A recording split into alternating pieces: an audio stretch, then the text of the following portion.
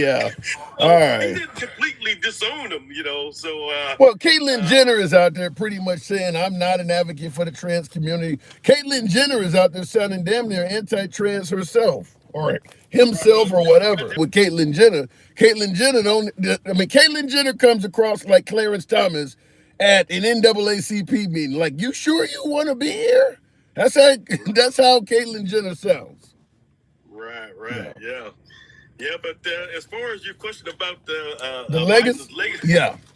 I think it's going to be pretty good in the end because the economy I think was not as bad as people were saying it was. Of course, it was some struggles, but I mean there's struggles under everybody's economy technically. Right. I think so. I think it was kind of overplayed a little bit with the gas and the eggs and all that stuff. But it was just to get him back in. But I think that these tariffs and stuff that he's planning on doing, and he's even talking about 100% tariff against some of the BRIC Alliance or whatever. He would just come out with that. So I think that those policies are not going to be too good for us. But what about Biden's legacy, let's say with the border, for instance? I mean, because they do keep a tally on what immigration was like under, everybody from Reagan on up, how many immigrants came in this country and things like that. And the numbers under Biden are, if you look at a bar graph, it's literally like a skyscraper compared to everybody else. I mean, there is a lot more people that came to this country, documented or undocumented, under Biden than anyone else. Now, the obvious question would be, is that a good thing for America that suddenly everybody started coming here? Well, I think that community basically is more helpful towards America than hurtful because, they're the ones that were doing all the hard labor out there, for the farmers and building the houses and stuff. And I think that basically attacking that community and getting them out of here is not going to be a good thing for us in the long term. It's interesting you would say, they did work for the farmers and things like that because obviously farms tend to be in rural areas, which tend to be red counties, and the farming community overwhelmingly leans right. So you're saying it's not going to be good for farmers, they're going to lose workers and things like that, but that community overwhelmingly went red. So how does that work that you're saying that they voted for a president or an administration that's going to be harmful for their own financial survival? Well, that's the question I've been asking myself the whole time and it's been this way for decades. I mean, they've been voting, to me, I think the farmers have been voting against their best interest for a long time. And it's just been something that's puzzled me over the years. But so I just think it's just like a Republican thing and a Democratic thing where people just stick to their party and they don't really think about the consequences of their votes. Yeah, it's interesting you would say that. Rigatoni on YouTube says they didn't understand what they were voting for. I don't know. I mean, he made it clear he was targeting illegal immigrants and even legal immigrants, like with the Haitians in Springfield, where we know they're here legally. He made it clear he was targeting immigrants and looking to send people home. They've even talked about uncoupling what do you call it, anchor babies from their U.S. citizenship. He has been anti-immigrant, I think, fairly out in the open. So why would they not understand it? How could they not know what was going to happen? That's the mystery. Yeah. So give me. But there's another thing that that Trump has said at one time, which I think is going to come back to play a role too. I just want to play something that he said in 2000. I think it was maybe right before he went in the first time, and I want your opinion on it. Sure. Hope you can hear this. Everything is a disaster. Then you'll have riots to go back to where we used to be when we were great. I'll let it play again. You know what solves it? When the economy crashes, when the country goes to total hell, and everything is a disaster, then you'll have riots to go back to where we used to be when we were great. You know what solves it? So he was basically saying that the best way to make America great again was to crash the economy. I mean, he did say I don't know. I mean, but it wasn't that he was rooting for it, was he? It sounds like it. It sounds like it. Yeah, he is basically saying that. You did hear that though, right? Yeah, I heard that. That was Trump, right? That was Trump. Yeah, on the phone I could hear it. I could with hear Fox it. News. So do you believe that he was actually rooting for a failed American economy under Biden? Yes, I think so, and I think that what he said there is proof that he did not want the economy to do good. Wow. It's crazy you would say that because I get a lot of liberals on the program that tell me they are hoping for a failed Trump presidency because they want folks to get what they asked for. In other words, they want to see the farmers fail that voted to have immigrants removed, or they want to see Hispanics pay the price because they voted for Trump and he's talking about getting rid of Hispanics. A lot of folks on the left are saying that something similar to what Trump said. Well, I hope that's not the case, but I agree. Yeah. I agree. But it just it concerned me when I heard that because I don't know if he's deliberately with these tariffs, is he going to try to mess up the economy with these tariffs? Because to me, I think the tariffs is a bad idea. Well, his goal is obviously not to mess up the economy. It's to threaten the economies of other countries to get them to stop doing things that he perceives as harmful to our country. The argument is whether those countries are going to call his bluff or not. Yeah, well, yeah, I guess that's true. You would think any president would be wanting the best for the economy, even when he's not in office. But Trump has just been different to me. To me, he's a very selfish individual. In the words of Kendrick Lamar, they not like us. I got to move it on then, Truth. Okay, yeah, I appreciate it, but so you think it'll be a positive? You think Biden's legacy will be positive though? Oh, absolutely. I think after Trump is done with us, we'll be saying, man, we wish we had stuck with Biden. So that means you think that Trump's legacy is going to be negative? Oh, yes, I think so. Wow. We'll have to talk about that one day, but I do got to move it on. Thank you. Yeah, we'll find out in about 3 or 4 years. Yeah. But his first term wasn't viewed that negatively, though, was it? No, I think the first term was considered okay, considering he ran up the deficit to $8 trillion. But I think this time it's going to be much worse. And I'd be curious to know what that deficit would have been if he didn't have to deal with the pandemic. I don't think it would have been anywhere near that. But giving everybody stimulus checks and shit like that is probably most of that. He was running a high deficit before the pandemic, though, too. So it was above what Biden and Obama at the time. Right. Well, this time when them talking about the largest deportation in history and saying you can't put a price on safety, he's making it clear he ain't gonna be trying to save money. So it's gonna get way higher. I think it's gonna be worse this time. I think it's gonna be way over $8 trillion. And I don't think anybody would deny that because he's not even running a platform of getting that under control. He's talking about when they told him it's going to cost so many billions of dollars to get, so many immigrants out of here. And their response has been, you can't put a price on safety. If they're all rapists and murderers and they're destroying the country, whatever it costs, it just costs that. So they're not even indicating that they're going to even be concerned with lowering that. So you're probably right. Yeah. Okay, well, yeah, we'll keep our fingers crossed, and I'm just going to hope that I'm wrong on this by the time he's done. So will I. Thank you for coming through, Truth. Thank you. All right, thank you. All right, moving on with the program real quick. I do want to respond to a couple. You hoping and wishing Trump fails. Good luck with that, says B864. Yeah, but at the same time, let's just be clear, like what my guest was saying. There are people that hope for their opposition to fail no matter who's in office. The whole purpose of thwarting Biden's late border deal, now Biden should have protected the border, certainly a lot sooner than the last year of his presidency. But when that bipartisan border deal came down and Trump shot it down, that's exactly what that was, is hoping that Biden fails. And there's plenty of people that are going to be hoping that Trump fails. But it's not like that's something that only happens on the right. It was happening on the left. It was happening on the right, it's happening on the left, both sides. Trump wanted to win re-election, so he was damn sure hoping that Biden damaged and destroyed as much as he could. So he was not hoping for a Biden success. And now it's happening with Trump. Me and Handsome Liberal need a podcast. Me and Handsome Liberal need a podcast. Be the Handsome Liberal and Stunning Conservative. All right, all right. Maybe we can do that one day. I go and visit other people's programs, by the way, all the time, and it's generally MAGA. I generally go looking for other MAGA programs to go talk to them. So I'm always open. Invite me through. Tap the screen.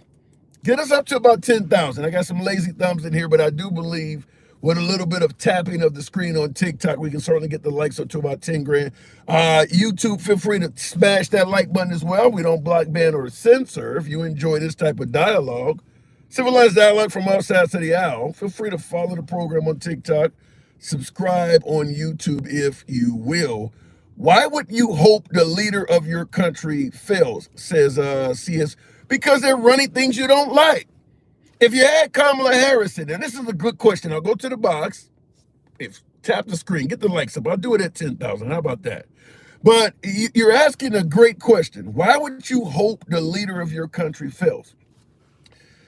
Imagine your stance on the Second Amendment, your stance on a woman's right to choose, your stance on Christianity in schools. Now imagine a candidate that's doing the exact opposite of everything you favor. You want that person to be reelected? If their administration succeeds, there's a good chance that the person that's running on everything you disagree with is going to get reelected.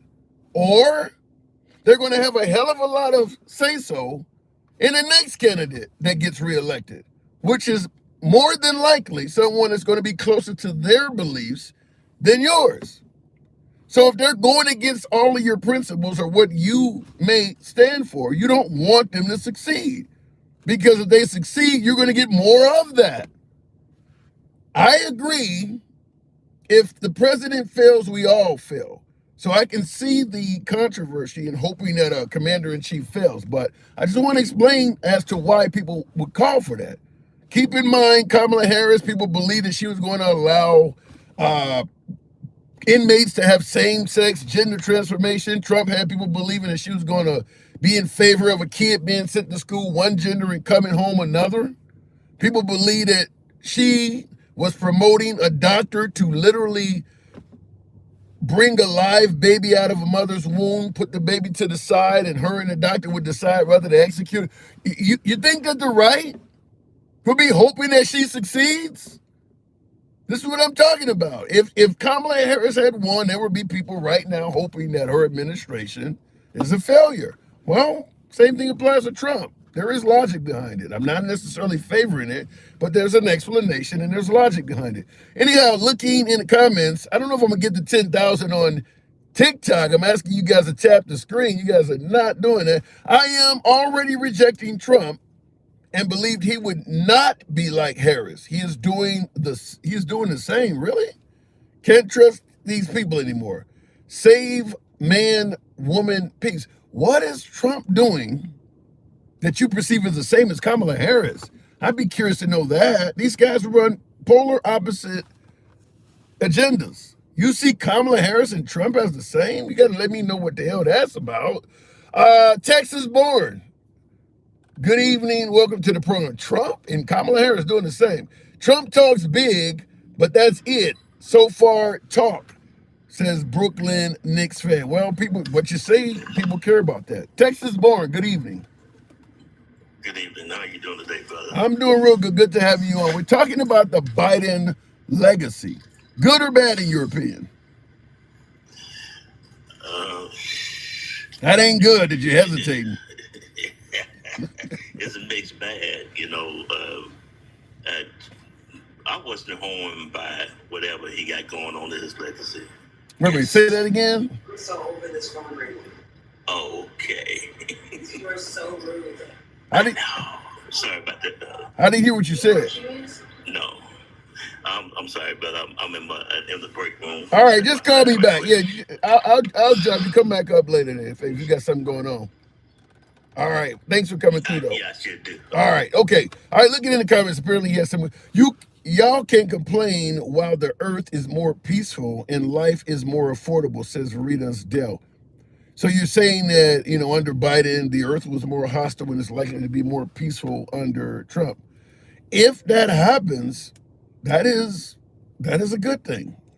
If Trump can become president, now he promised to end the war between Ukraine and Russia in 24 hours. I've done plenty of lives on that in some YouTube shorts, and people didn't like me pointing out that he said he could do it, and that time has already expired. Everybody was like, well, you're an idiot. He can't do it unless he's president.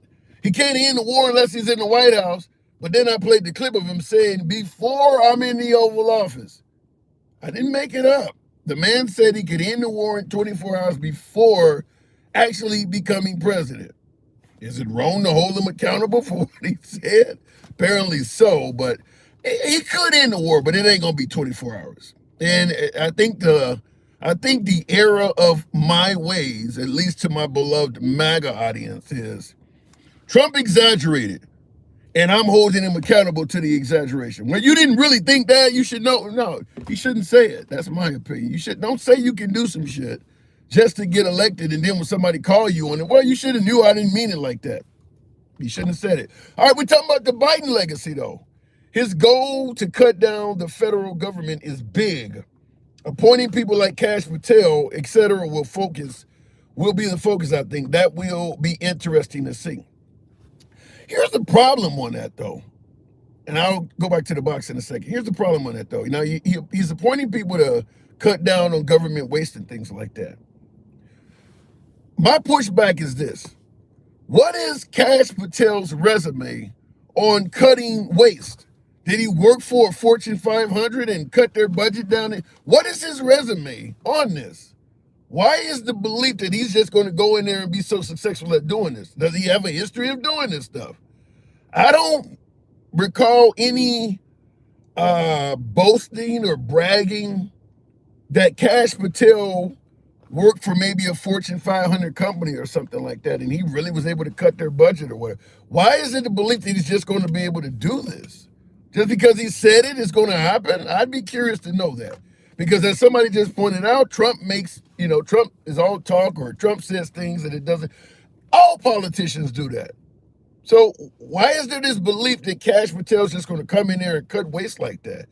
Something has to fill in the place of all of this stuff. You can't just go in there and start on a slashing spree and not realize that there's going to be consequences to slashing this department or slashing that office or cut. I mean, there's going to be some consequences to that.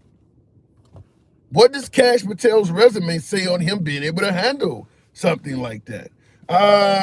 Going to the box, because that's a big hope. We want him to do it, but that's asking a lot. Dencal, good evening. Welcome to the program, Dencal. Trump putting people like Matt or Kash is back to cronies and friends doing the same. So do you see it like that, Dencal? Trump is putting his cronies in? Exactly. I mean, it doesn't take a rocket scientist to look at the people that are all either in his inner circle or people who have supported him no matter what. Like, that's a kind of scary proposition, for anybody to think that that's acceptable, for him to only bring in people that only support him. Yeah. Like any type of business venture, you're going to want people that bring new ideas to the table. You're not going to want a business where only the head person's ideas matter. No matter what you might bring to the table, their agenda is the only agenda. That's scary to me. Yeah, it could be concerning. I see in the comments on YouTube, RSG says that doesn't matter. He can do the job. I'm going to ask you, why is it that people believe that these kind of feats can just be easily accomplished? Like RFK, for instance, is talking about controlling what ingredients may be put in children's cereal or, different foods and things like that we eat. Now, obviously, a lot of the corporations that make a killing off of children being addicted to sugar or me loving sodium or hamburgers like Trump loves McDonald's, a lot of them folks donate money to Trump. So how is it that RFK is going to join a join an administration that is touting smaller government and states' rights, but implement these policies that require larger government and federal intervention? How is he going to do that? I'm not sure, but I think those corporations are it's going to be either one or two things. Either they don't believe he can actually do these things, or they gonna fuck around and find out. Like, it's got to be one or the other. They can't. You can't support somebody who says they're gonna get rid of you. You know what I'm saying? And then be surprised when they get rid of you. Either I believe they don't think he can do it. That almost sounds like the phrase where a guy picks up a snake and the snake bites him and he goes, "Well, I told you I was a snake." I mean, Right. But that is a good point. You voted in somebody who's made it clear they're gonna get rid of you, and then then he gets in there and you're pissed off that he's getting rid of you. Right. So either they don't believe he can do it, which is what I would probably put my money on, because these people in these corporations are pretty smart, and they've got some pretty smart people, in their organization, and I think a lot of them are they're doing it's a financial decision that they're making, that they're going to bet on these tax cuts, while at the same time assuming he's not going to be able to get rid of them like he says he is. So, it's kind of either, a win-win for them. But do you believe he's actually going to he's actually going to deliver on some of those promises? The tariffs, the largest deportation in history. And by the way, we're talking about Biden's legacy. I don't want to get too far off topic. In fact, let's take it right back to that. What is your take on Biden's legacy? You think it'll be positive or negative? I think it's going to take a little bit of time for us to get away from all of these superficial issues, like who he pardoned and stuff like that. But I think in the long run, yes, when they look at his term in office and they quantify all of the major legislation that he got done, when they start looking at the manufacturing jobs that came back to this country, when they look at our pushback against Russia, I think it will be viewed favorably. So you don't think that him pardoning his son or having to step down because he apparently was mentally not all there, you don't see any of that hurting him at all? It didn't hurt Bill Clinton. I think he pardoned his brother-in-law or something like that. Yeah, he did pardon. Yeah, he had a brother that was. Yeah. Look, nobody that supports Trump can say anything about who somebody pardoned. Like, Trump has pardoned the worst people in the world. He's pardoned Bannon, and Bannon stole money from the Trump supporters in the Build the Wall Fund. Yeah, he pardoned Flynn and Michael Flynn, who lied and did all of these things. I can't even have a real conversation with somebody who's saying, "Oh, the whole Justice Department is now destroyed because Biden pardoned his son," when they done sat there and watched this man pardon the worst people in the world. Like he pardoned Kodak Black like he was doing something good for black people. And I've been meaning to do a video about Kodak Black because that dude is a career criminal. Since Trump pardoned him, he's went out and got into a host of new felonies. So Trump did pardon a career criminal with that guy. But in regards to pardoning Hunter Biden, Leroy Maston on YouTube points out that they gave Hunter Biden like a 10-year window. Why the hell would he do that? It ain't just for the crimes he was charged with. Literally anything federally he's done over the last decade, he's in the clear. Yeah, I mean, look, I get it. I get it. It's a talking point, and it's something to say, see, your guy is just as bad as my guy. But at the end of the day, I truly believe when he was making those statements, this was prior to him ever believing that Trump was going to come in office and assign somebody like Kash Patel, who's got a literal fucking list, an enemies list of people that he's going to go after, that includes Hunter Biden and all of the people in his administration. Yeah, that would change my mind too. I would say, no, you're not about to use my son. Look, I could want my son to, fess up to the things that he's done in the past, which he's already done. He's pleaded, guilty to these charges, but not allow another political hack to come in And they were talking about this guy could serve up to 45 freaking years for the crimes he committed. Here's where you and I disagree. I think we talked about this the other day. I believe and I've done lives on this, when Biden was saying that he was going to let the system play out and he was not going to pardon his son, I was doing lives then saying this dude is lying. Why would you even, because even then, when whether Trump won or not, we knew there were plenty of Republicans, maybe even in the Supreme Court or in some of the lower levels, that had it in for the Bidens.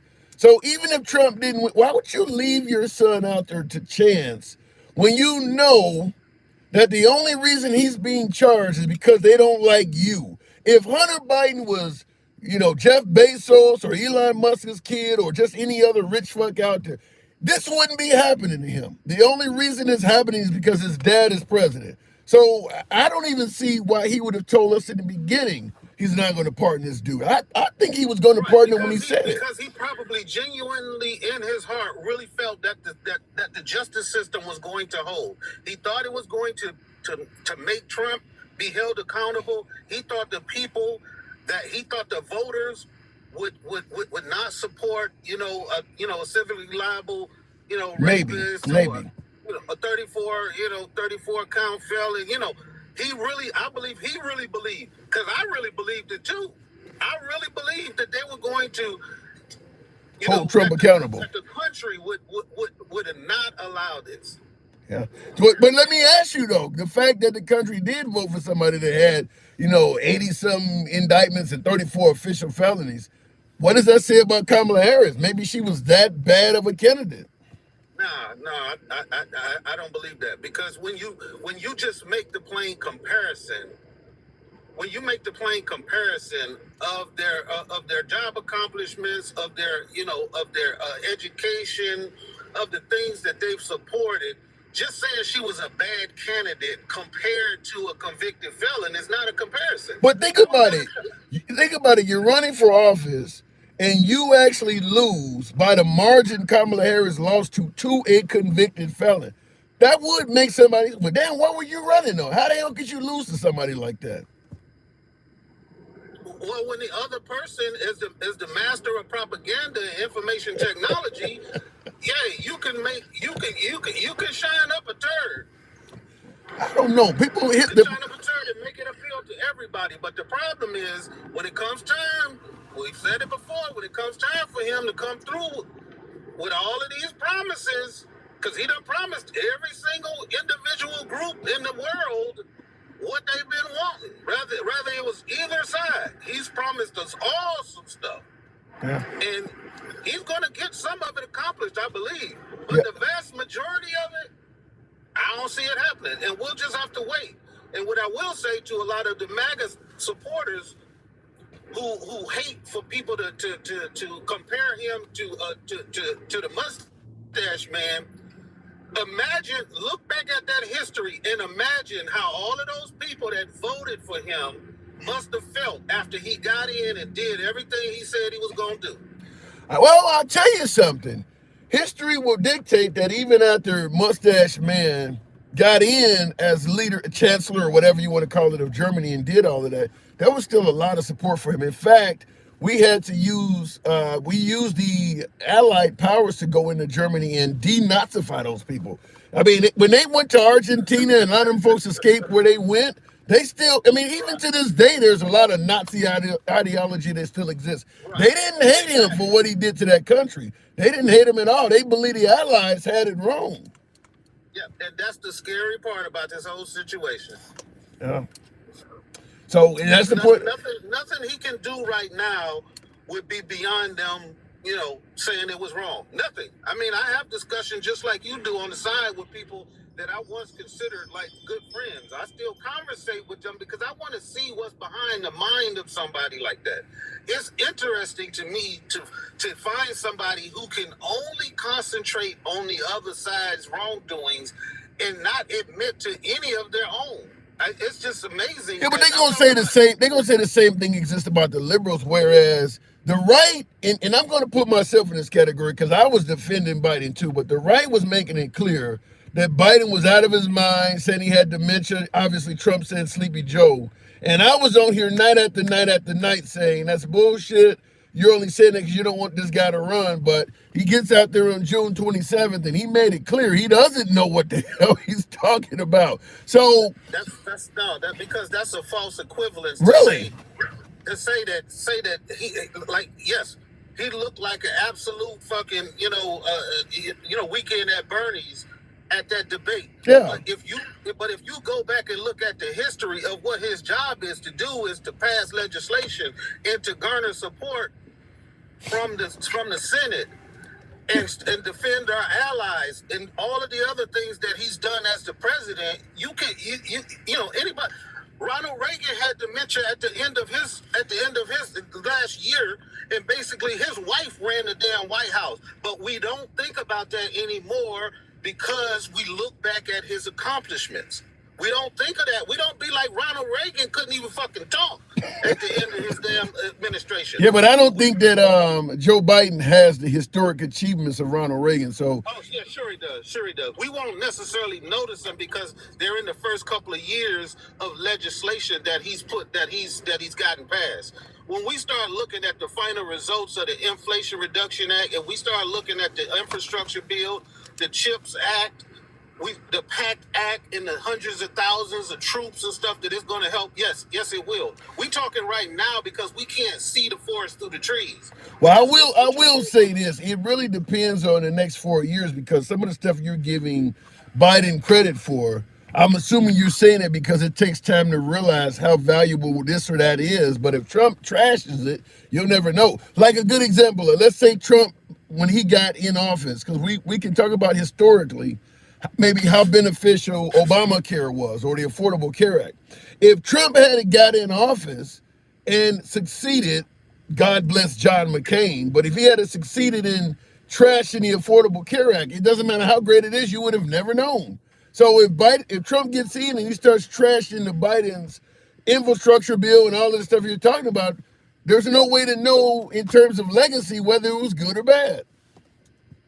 That's very true, and that will be,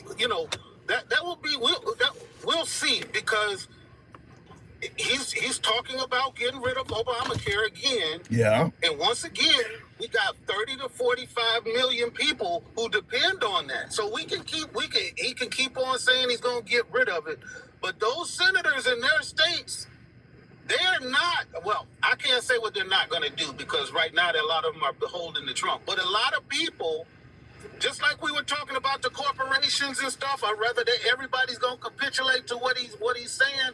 I don't believe that those things are going to come true. And if he wants to come in and start cutting things that benefit real Americans, we can watch as his support will start decreasing. Because I'm not 100% sure. Let me tell you what I mean. I'm not 100% sure that if he gets rid of things that benefit people, that his support will start dwindling. Because it's all in the wording. Let's say, for instance, let's take the Affordable Care Act, Obamacare. True, there are a lot of Trump supporters, certainly the ones that don't have a lot of money, that are using Obamacare. They need it. But many of those same folks believe that the country is being invaded by a bunch of rapists and murderers that are poisoning the blood of this nation. So if Trump was to get rid of the ACA and tell them, as bad as it is to do this, we need the money to secure this border, and my job is to first keep you safe, and then we'll work on bringing back. I'm just telling you, this is how it works. My job is to keep us safe first. I hate that we got to temporarily suspend money going to the ACA, and we'll work on getting that back. But right now, we're going to secure the border and spend whatever it takes to get all of these rapists and murderers and invaders out of our country. I really think he could get away with taking away the ACA. And obviously, 4 years' time, he would say, I never got a chance to get them all out. So the next guy's job is to give you back the ACA. And I don't think it would hurt his legacy at all with MAGA. Hey, look, the fact that you have to dream up this imaginary situation and say that these people are fucking stupid and cult-like. I didn't say that. I didn't say that. No, I said that. I said that. The fact that you have to say that these people are so dumb that they can't even understand what he would be doing if he tried to do that. is a testament to them, not But, you but, or but, me. but, okay, I get that part, but do you think it'll work? Do you think what I said would work in the eyes of MAGA? If they had to lose the ACA for a while, and they believed that that money was being used to kick all of these invaders out of our country, do you believe that they would be okay with allowing it to happen for a few years? It would. I mean, those are. Look, if I can't say what somebody so uninformed about the laws or the rules or our government or just basic civics would say about something like that. I don't even know how to react to somebody who would say something, who would allow somebody to tell them something so stupid. Like, well, then let me rephrase it. Which one do you? We're just speculating here. We don't know, but I want to get your opinion. Which one do you believe is more important to the typical Trump supporter? Getting all of these invaders and rapists and murderers out of our country, or the ACA? you saying what do I believe, or Which one do you believe is more important to Trump supporters? Getting rid of these folks that should not be here, or providing universal health care to Americans? Look, I'm not gonna speak as if Trump supporters are a monolith. Like, we know, if you're talking about that dedicated 30% that won't leave no matter what, yeah, they would believe whatever he said. But those other people that crossed over, who voted for other reasons, because they thought Joe Biden was, senile or whatever, those people, when they lose their health insurance, they not gonna give a damn about no damn immigrants coming across. If they can't get seen, and if they got cancer and they can't get treatment, if their family members are in a car accident, and the next thing you know, they can't, they getting thrown out the hospital after their person gets stabilized and they can't get any further care, they won't give a damn about immigrants. It sounds I get that, but I think in that situation. Yeah, but the problem with that, then, Cal, is there's a lot less of them kind of people than there are people who believe that these immigrants are coming here raping and murdering and eating people's pets. Most of MAGA believes that. Most of MAGA will not be in those dire situations you're talking about where they need the ACA. Very few of them going to be in that category. Most of them believe the immigrants are bad. You can also ask those people, is it an epidemic of immigrant crime in this country? And they will say yes, and then you can ask them what like you usually do, say, give me some instances. If they say like 2 or 3 names, Lake and Riley, if they say about 2 or 3 names and call that an invasion or all of that stuff, they stupid. All right, then, Cal. I don't know what else to call them. If they believe that that's an invasion because we got one guy on TV who committed a crime, and then we can ignore all the other school shootings, all the other killings and unalivings that happened in our country, and blame that all on damn immigrants.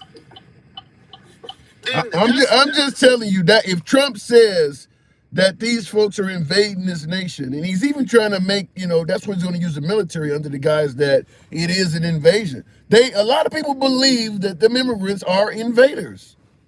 I get it. I understand that they think that, but that don't mean that I gotta think it. I know better, so I can use my intellect and ability to rationalize and look at data and facts and say that's not freaking true. And I don't have to recant because Trump won. I don't have to all of a sudden be on their side. Just like the whole Democratic Party is now talking about, oh my goodness, what should we do different? What should we change? We lost the election, so everything, our whole platform is garbage. No, you should do just like the Republicans did when they lost the election to Joe Biden. They doubled down on every fucking thing they did. They doubled down on everything. They did the autopsy after the election, and they said we got to do more outreach to Hispanic and African Americans, and we got to do all of this stuff. They came up as a platform, and they didn't do not one of those things. You are correct. They did double down, but I don't know, doubling down on trans issues and things like that people perceive that's what they got to be careful about specific issues. They might want to, tone it down a little bit, but I I wouldn't tear up my whole platform to say everything we did was wrong because he won. What we got to do is we got to sit back and we got to allow him to systematically try to dismantle the system, and we got to see what parts withstand him, and then we got to see which parts break apart. And it ain't really nothing we can do because now he's picking these crazy ass people that have no qualifications other than they subservient to him. And we got the Congress; they ready to capitulate and let him do those absentee appointments and stuff like that. And if he does that, these crazy people can get in for 2 years and wreak havoc on our damn justice system. Or make it great again. I got to move it on, Denkel. Thank you. Make America great again. Appreciate it. And I seen in the comments, Alan Quinn said that President Trump cannot overturn the Affordable Care Act. He has to get Congress to do it. Yeah, but Congress is leaning, he has control of Congress. And it doesn't have to be getting rid of it completely. It could be, defunding parts of it. You can gut it to the point where it's still there and it's damn near ineffective for a lot of its users. There's a ton of things you can do. Just like if Trump builds the wall and then you get a liberal in there, he doesn't have to tear down the wall. He can gut it. Leave the wall up, remove all the funding that you would give Homeland Security and Border Security in regards to, because the wall got to be maintained. People are going to be trying to cut through it, climb over it, damage it, and all of that. It needs to be maintained. If you gut the funding, it would be just like any other building in a city where nobody lives in it and nature reclaims it and it falls apart. You could lead a wall there and literally watch it fall apart. If all of the funding for maintaining it, it's gonna be a 2,000-mile border. That's a long ass wall. There's a lot of money gonna be needed to maintain the wall. Not to mention if somebody climbs over the wall, which obviously people can do, you need to have agents available to dispatch to that location. You need equipment to sense that somebody is climbing a wall. So you need sensors. All of that stuff requires money. You can gut something without removing it. You can make the wall ineffective just like you can make the Affordable Care Act ineffective without getting rid of it. Just take all the money out of it, such as defund the police. You still got police. They just don't have a lot of money. So you can dial 911. They don't have but 2 cars. Good luck waiting. Looking in the comments, Texas women, that's the corporation's fault. You can't spend less than $15. I don't quite get what you're saying there. There are about 12 states who will bankrupt soon. 51% of California's planning leaving in 2 years. California ain't in no way, shape, or form about to bankrupt. We can talk about the policies of California all we want, but California has the world's 5th largest GDP. So if California was a standalone country, it would be one of the 5th wealthiest countries on the damn planet. California is not about to go bankrupt. Okay, there are people. Just keep in mind, we can talk about the homelessness in California. We can talk about the high taxes in California. All of that shit. People are leaving, but there's people there to pay it. And keep in mind also, because there is so much money in California, places like Idaho and Montana, what do you think? You think they got enough federal money to take care of themselves? When there's a disaster in Louisiana, where do you think the federal money comes from? It comes from the states where all the damn people are.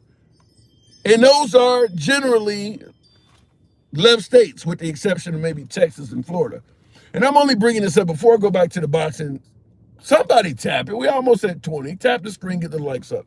One of the things I would bring up is that Trump is promising to withhold federal funding for sanctuary cities, sanctuary states. So if the mayor or if the governor goes against Trump's plan, the Trump administration's plan to secure the border and to get some of these immigrants out of the country, if they do not follow the ways of Trump, then we're going to withhold federal funding for that city or even for that state if the governor is down with resistance. I made a video about this. Here's the problem.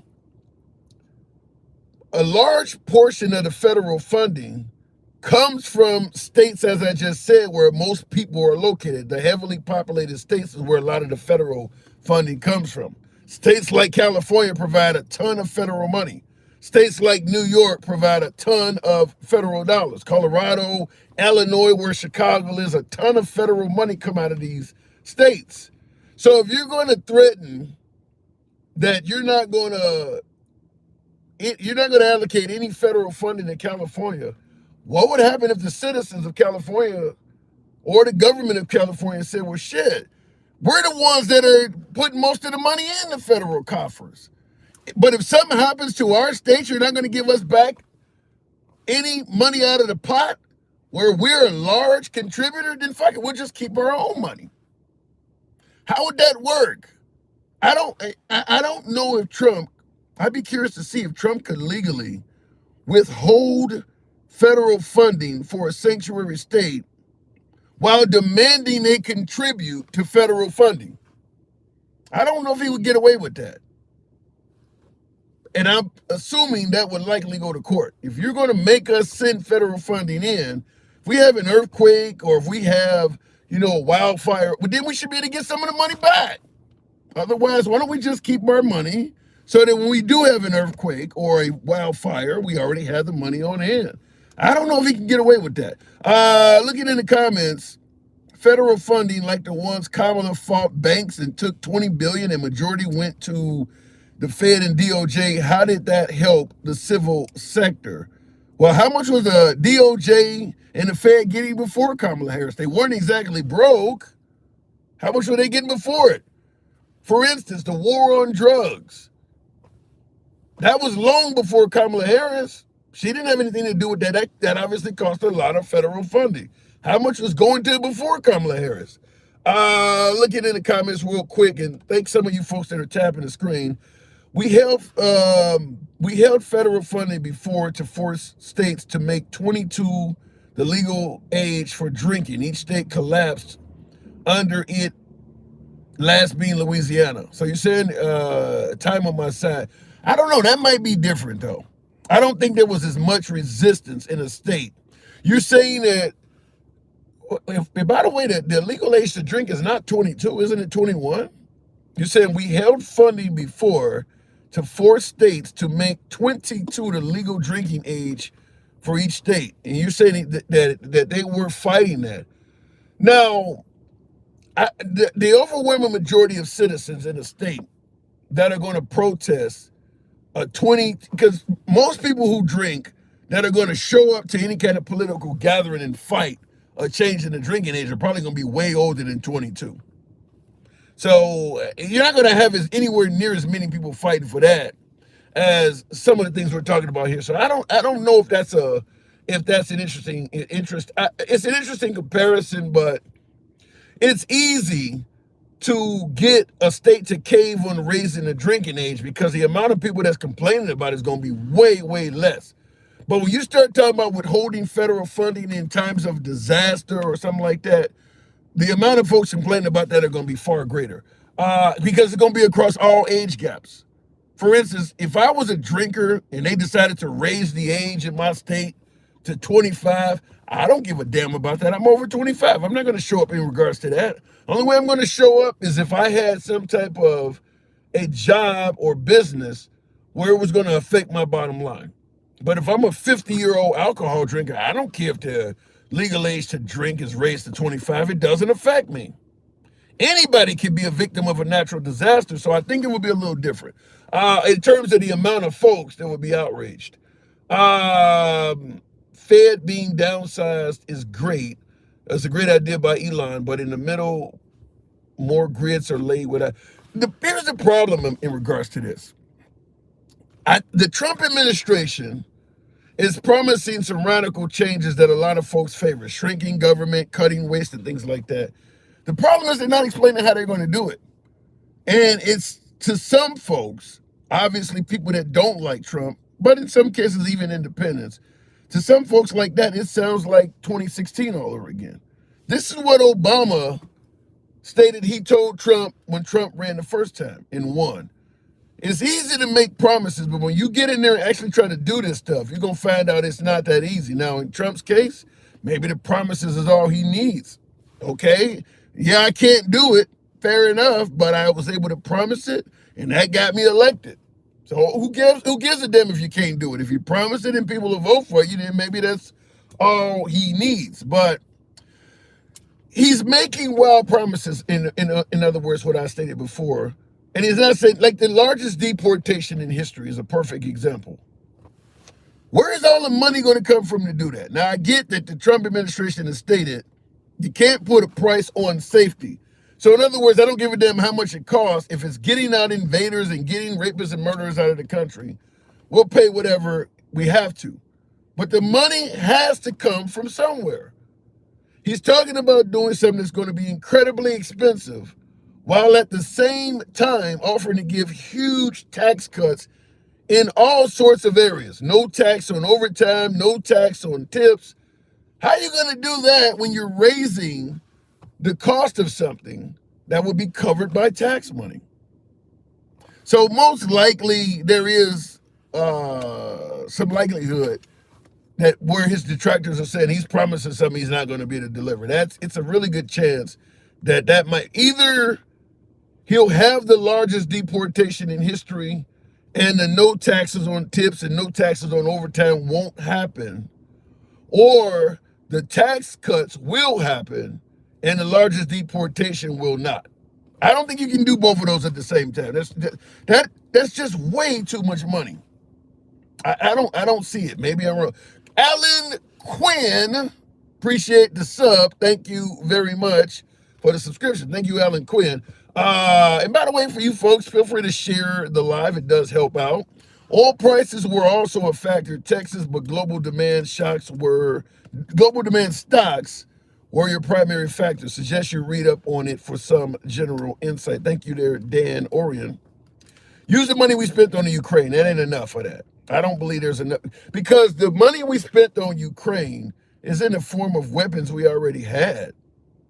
Now, if Trump gets in there, let's say we stop helping the Ukraine and we start the weapons we were sending to the Ukraine, we start selling those to turn it into money, because Zelensky is not getting any money from the United States. He's getting second-class weapons. He's not getting like F-35s or aircraft carriers. He's getting second-class weapons. They're worth money. But if we're going to say we're going to use that money to help out Americans and not send it to the Ukraine, then that means you got to change those weapons and convert them into cash. I think that if you start selling a large amount of American weapons like that, folks would say that you're making the country unsafe or some shit. I don't know if Trump can pull that off. We'll see. But I don't expect Trump to get in there, turn off assistance to the Ukraine, and then start selling a bunch of weapons. Now, he probably will turn off assistance to the Ukraine, but I don't expect the money or the weaponry we were sending to the Ukraine to all of a sudden turn into cash. We'll just keep that stuff stockpiled so that if there is another conflict somewhere and we're picking an ally in that war, we'll give that stuff to them in the future. We're not going to sell it. So, not giving money to the Ukraine and using that money to help out Americans. I've been telling this and preaching this from day one. That shit ain't going to happen. You're not, the whole notion, and I'll go to the box after this and tap the screen. The whole notion that if we stop helping out the Ukraine, we can help out Americans, that's got to be the biggest crock of shit I've ever heard of. And I'll tell you why. The Ukrainian-Russian war broke out in February of 2022. So it's fairly recent. You're talking about 2.5 years. Have you noticed there is no folks on the right or the left that are bragging about how much shit they used to do for Americans and the poor before that war broke out? The point I'm making is they weren't doing it before the money went to the Ukraine. So why the hell you think they're going to do it after? You don't hear anybody bragging, well, I was able to do all of this for the homeless until they reallocated the funds to Ukraine. No one is talking about what they used to be doing. Not one instance of that. So for folks to believe that they're going to suddenly start, the right or the left, I don't believe even on the left people were bragging about, no one was bragging about what they were doing for America's poor or the homeless or vets or any of that. before the money went overseas. Before the Ukraine-Russian war broke out, every one of those entities we're talking about we could be helping, they were complaining then. They were still homeless before February of 2022. The veterans are still complaining that they were not being given proper service at the VA and things like that before February of 2022. So they weren't doing it then.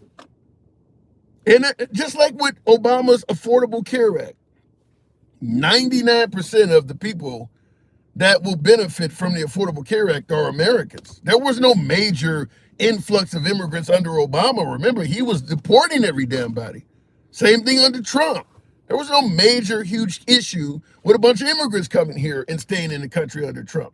Yet we still were against giving Americans health care. So where is all of this shit about, well, we want to help out Americans and not send the money overseas? The Affordable Care Act showed that even when the help is going to Americans, we're against it. Same thing with forgiving college tuition.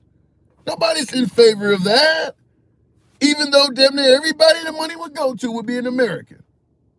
Same thing with food stamp programs. They shrunk down how long you could claim unemployment insurance. They don't even want to give you extra money if you're on minimum wage and going to work every damn day. Yet you believe that if the Ukraine war ends, somehow they're going to start helping out Americans. Based on what? Everything I just named has happened in the last 10 years. 10 years or so, from the Affordable Care Act to shrinking how long you could claim unemployment, to denying minimum wage increases, et cetera, et cetera. All of that shit would help out Americans. And this country is against all of that. And most of that was happening before the Ukraine war began.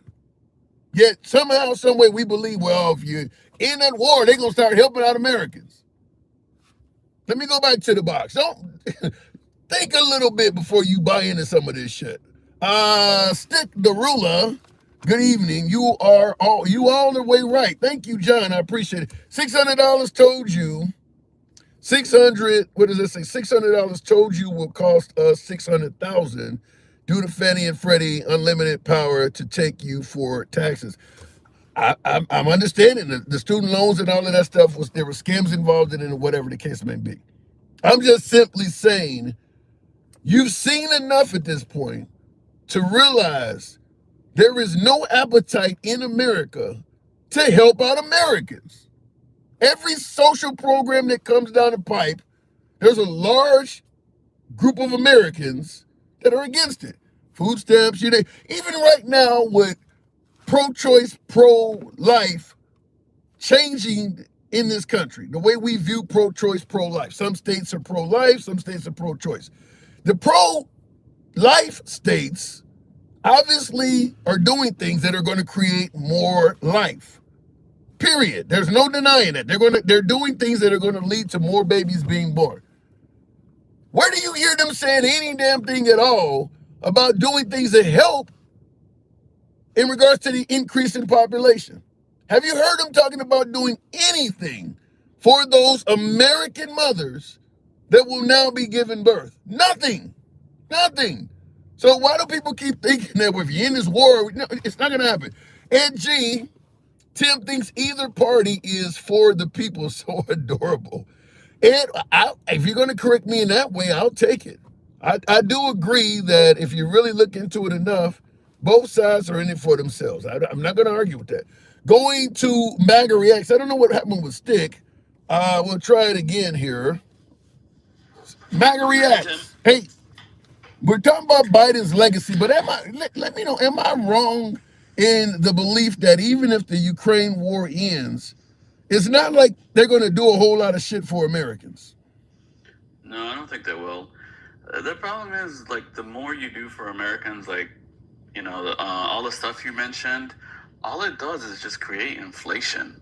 Like the Affordable Care Act, one of the main things it did was made healthcare more expensive for everybody. Because the second you give everybody $100 toward healthcare or toward a house or toward college, then guess what? The healthcare companies and the schools and all that are going to raise their price by $100. Well, you can pass a law to prevent that. Yeah, but it's like just basic inflation. Like, you could pass a law to prevent one or two people doing it, but when everyone does it, it's inflation, and you can't really stop it. That's the other reason, like, all that But here's one of the things I push back on. It's amazing how many things the world's richest country cannot do that other countries with lesser wealth are able to do. Everything from universal health care to paying for additional years of college. So many other countries, in fact, most first world countries either give you universal health care, additional years in college for free, or both. Almost every other first world country, I don't know a first world country that doesn't give you at least one of those. Yet in this country, where all of the money is, we somehow can't do it. We're too big, and we can't agree on everything. I think what we need to do is just work on making these things cheaper. Like, invest in making these things cheaper. Invest in making healthcare cheaper by computerizing it or using AI. I think that's always a better solution, because whenever you give people free stuff or money, they abuse it, they waste it, there's fraud. So then why is it work on making it cheaper? So it then becomes cheaper for everyone to afford on their own. So if every time you give somebody something free, they abuse it or there's fraud, then is that what's happening in most of the Western world? Because I don't know many Western countries, many first world countries that do not give their people universal health care. So you're saying they're just abusing it? Yeah, or it's just not that good. I mean, we still have the best healthcare system here. I've heard, my sister and her whole family is in Canada, and I hear them complaining all the time. They're all dentists because Canada doesn't cover dental; they only cover medical. So I don't know. I don't know that. Yeah, but when you say, that's what I know from my experience. When you say we have the best healthcare system, you do realize you're talking about people that has access to it. If you're poor and you don't have a job, bragging that America has the best healthcare system when you're living in America with no access to it, that's not really something to brag about.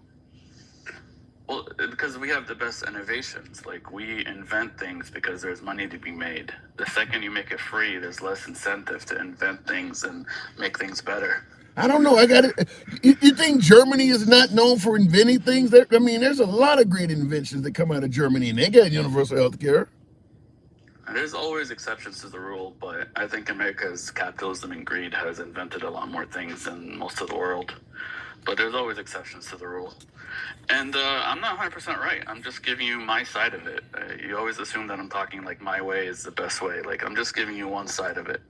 So if you believe that if you give somebody something for free, your first focus is on there's going to be fraud and then you believe that basically you should give people nothing. No, just make it more affordable for them to get it on their own. Like, if you give everybody $100, everything is going to go up in price. Like, so how can you make COVID? Everybody had a ton of money, and everything went up in price. How can you make healthcare more affordable while at the same time saying that you don't want to have big government interfering with the free market? If you're going to control pricing, then you're not pro-free markets. You're interfering with what people can and can't do, and obviously a lot of Americans want the free market to decide. Again, this is a problem with the left and the right. We think differently. When I say make it affordable, I'm not saying control prices. I'm saying literally just make it cheaper to do things. How? So more competition will spring up. Like, if a resource is needed to make a drug, make sure that resource is you could mine it, or you could create it really cheap and create that drug really cheap.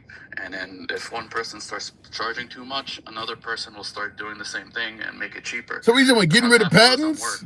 If I invent a drug, I normally have 7 years of a patent protection, and I can charge whatever I want. Are you saying to make it so I can't have a patent? I think that's part of it. Make the patent rules more fair, or I'm talking right now about resources, just the basic resources of creating the drug, having a company to create the drug, the regulations. Just make it whatever they could do. Like, find ways to make it cheaper. But that's big. That's not the free market, though, MAGA. That's because if I create a drug, let's say Ozempic right now, and I'm looking to try this shit out. But you got this Ozempic where you lose weight and all that. It's kind of like a wonder drug. And I get a 7-year patent so I can make a bunch of money off of it. So I'm going to charge as much as I can. You want the government to come in and say, I need to make this more affordable, so I can't do that. Now that goes against the free market. You're telling me you want to interfere with how much a business can charge for their product. Again, I'm not talking about controlling the price. I'm talking about making it or creating Ozempic is cheaper. How? Give people opportunity to do something like create Ozempic and not cost trillions of dollars. Maybe bring it down. If The wait, price wait, down to billions. how does that? I'm the one that created this drug. I'm the one that discovered it.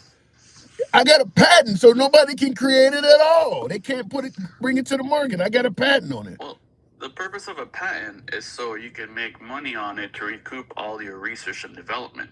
Right. So if the research and development costs less because the cost of just operating a business is less, then you would need a smaller patent to recoup all that money. So, and then as long as you're making money, it doesn't matter. Like, yeah, it does. I want to make more money. If it costs you like $1 billion to make Ozempic, and you end up making $5 billion on it, wouldn't it be better if it cost you $500 million and you made 4.5 or 4 billion? Yeah, but if you got a big profit, but the cost is less. If you got a big company like Procter and Gamble or Bayer or Johnson and Johnson, they're not going to play into your make it easier for research and development. They're going to say, look, we got plenty of money for R&D purposes because we want to have the ability when we put a drug out for that patent time to charge sky-high prices for it. They're not going to play into what you're talking about. You would have to pass a law that prevents them from opting out of it. You're missing the point. Like, yeah, I'm really missing play the game, then because it's so cheap to create Ozempic, somebody else is going to create Ozempic or something like it.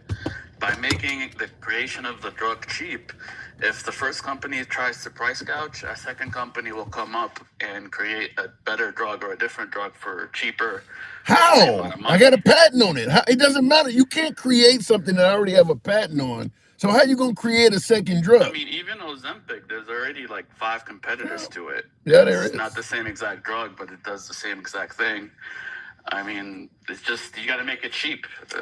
What makes monopolies is the smaller companies not affording to stay in business. So then let me ask you. This. Let me ask you this. Let's say you do what you're saying, where you make it where it's cheaper to create a drug. Do you pass a law that's okay? You made it easier for me to create this drug, but I'm still going to charge a sky-high amount for it because it's a capitalist society. Do you pass a law that says I can only charge so much? I mean, like I said, you adjust the patent law where the people who create the drug can make enough money, but we could get the drug out into generic quicker, and everyone's happy. That's a lot of big government. Balance things out. That's a lot of big government, MAGA reacts. And then you keep sticking to these like drugs. I'm talking about just business in general. I don't care if it's an electric car. I don't care if it's, like I said, a drug. I don't care what it is. If somebody creates something and they have a patent, they're going to charge a sky-high rate for that while they're the only one that has it out. And you're saying that you want to stop that somehow, some way. The only way to do that is with big government. I'm just saying make it cheaper. And this goes for other businesses. I mean, the drug example is really bad. I guess it doesn't work that well with drugs. But just say any other thing. Like you got Walmart, a big corporation.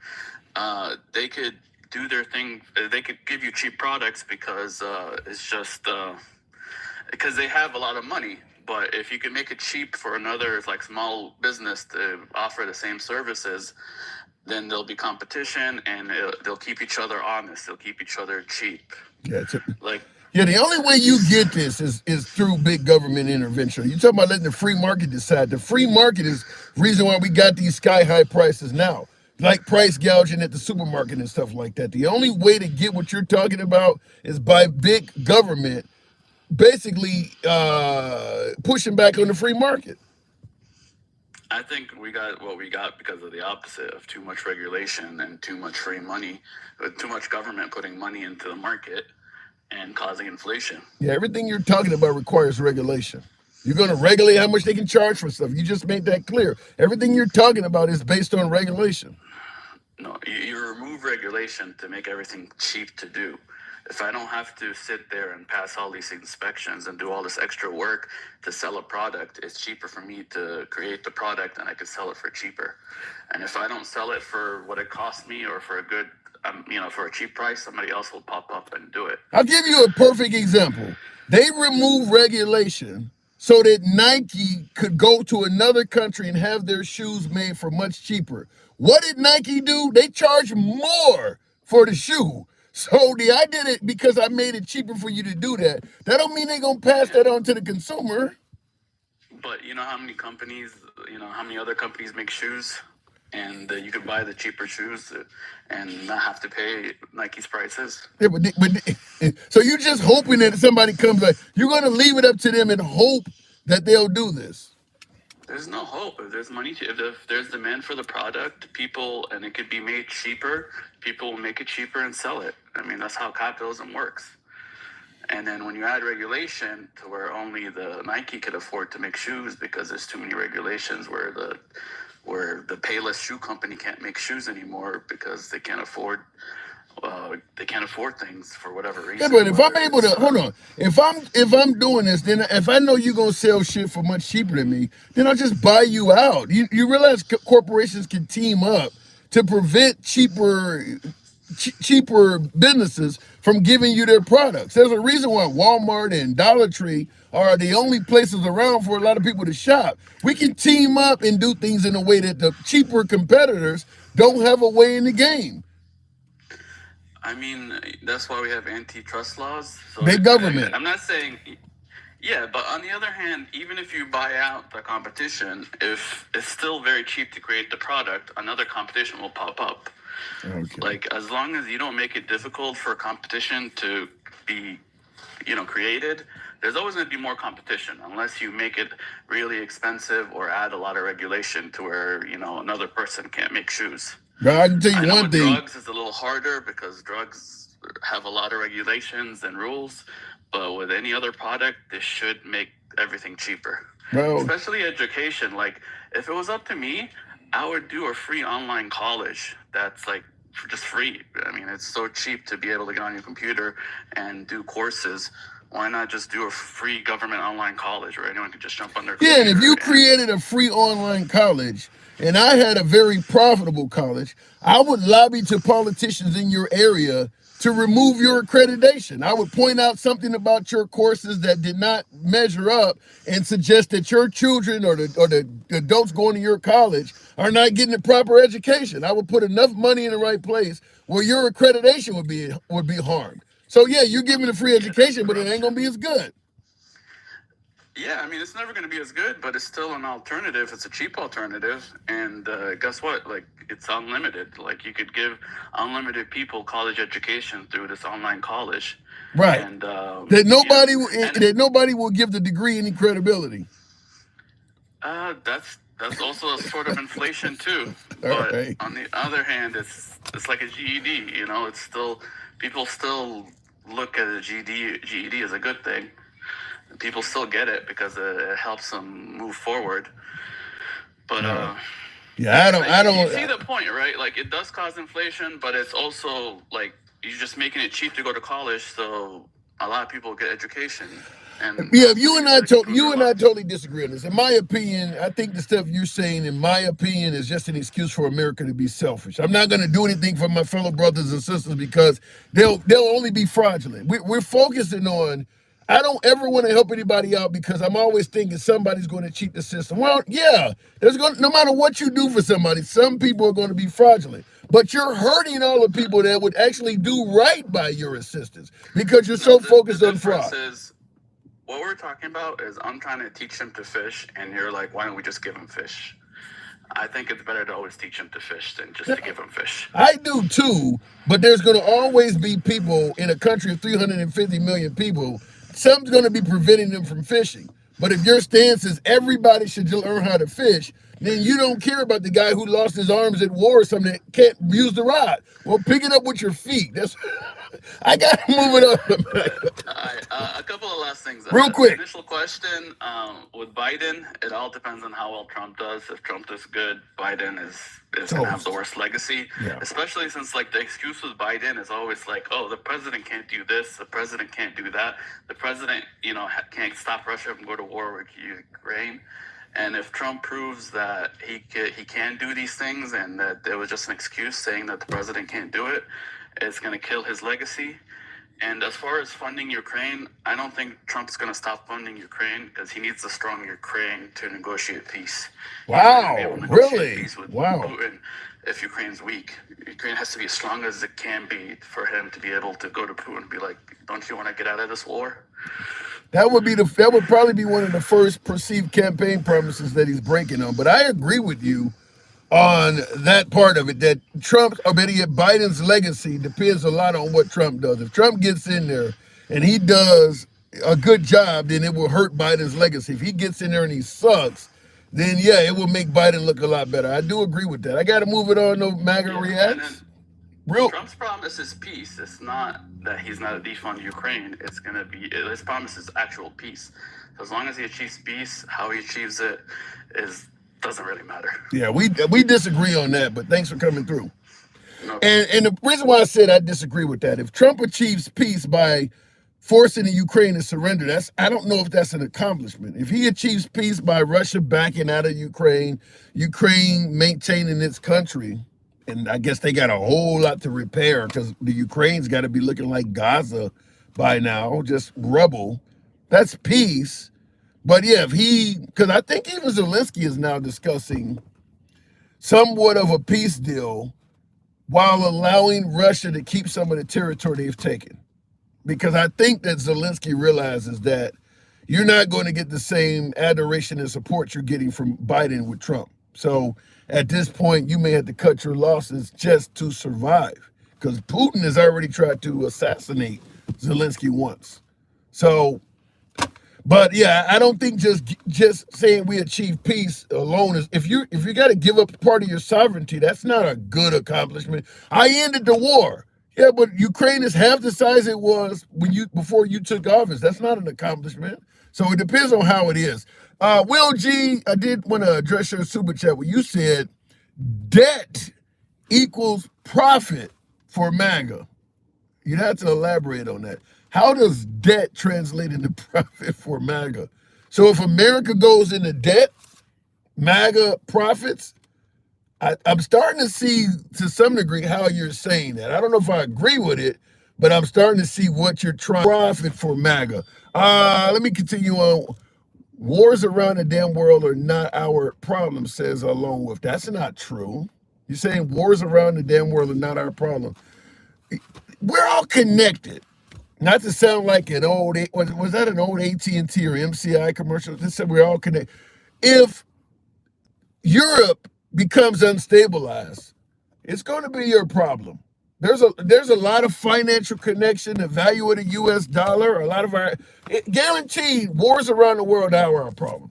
In some way, fashion, or form, it will become our problem. So I don't know if I totally agree with you. You can have generic versions of Ozempic that you can sell even if they have a patent. Yeah, but maybe Ozempic was a bad example because there are other versions. But there are drugs out there where there is no other version. There is no other version. This is it, to quote Michael McDonald. Or is that Kenny Loggins? Let me go back to the box. Thank you folks that are tapping the screen, a few of you that are doing so. We'll go to See Me. Good evening, See Me. Welcome to the program. Painters and allied trades. What that says? Tapers, window. What you're saying? All of these laborers teach all of these for free. Yeah, but what about all the professions that they don't teach for free?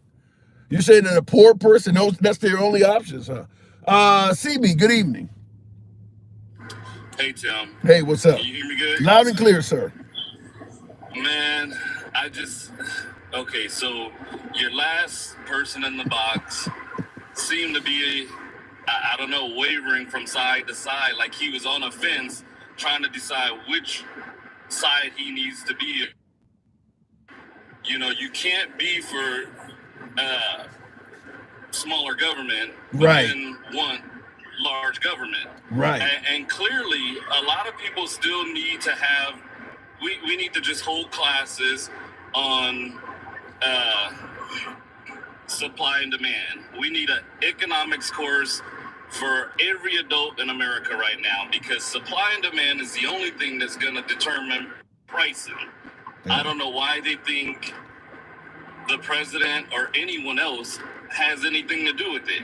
If I own a liquor store, can't nobody tell me what to charge except for all the neighboring stores. Yeah. Right?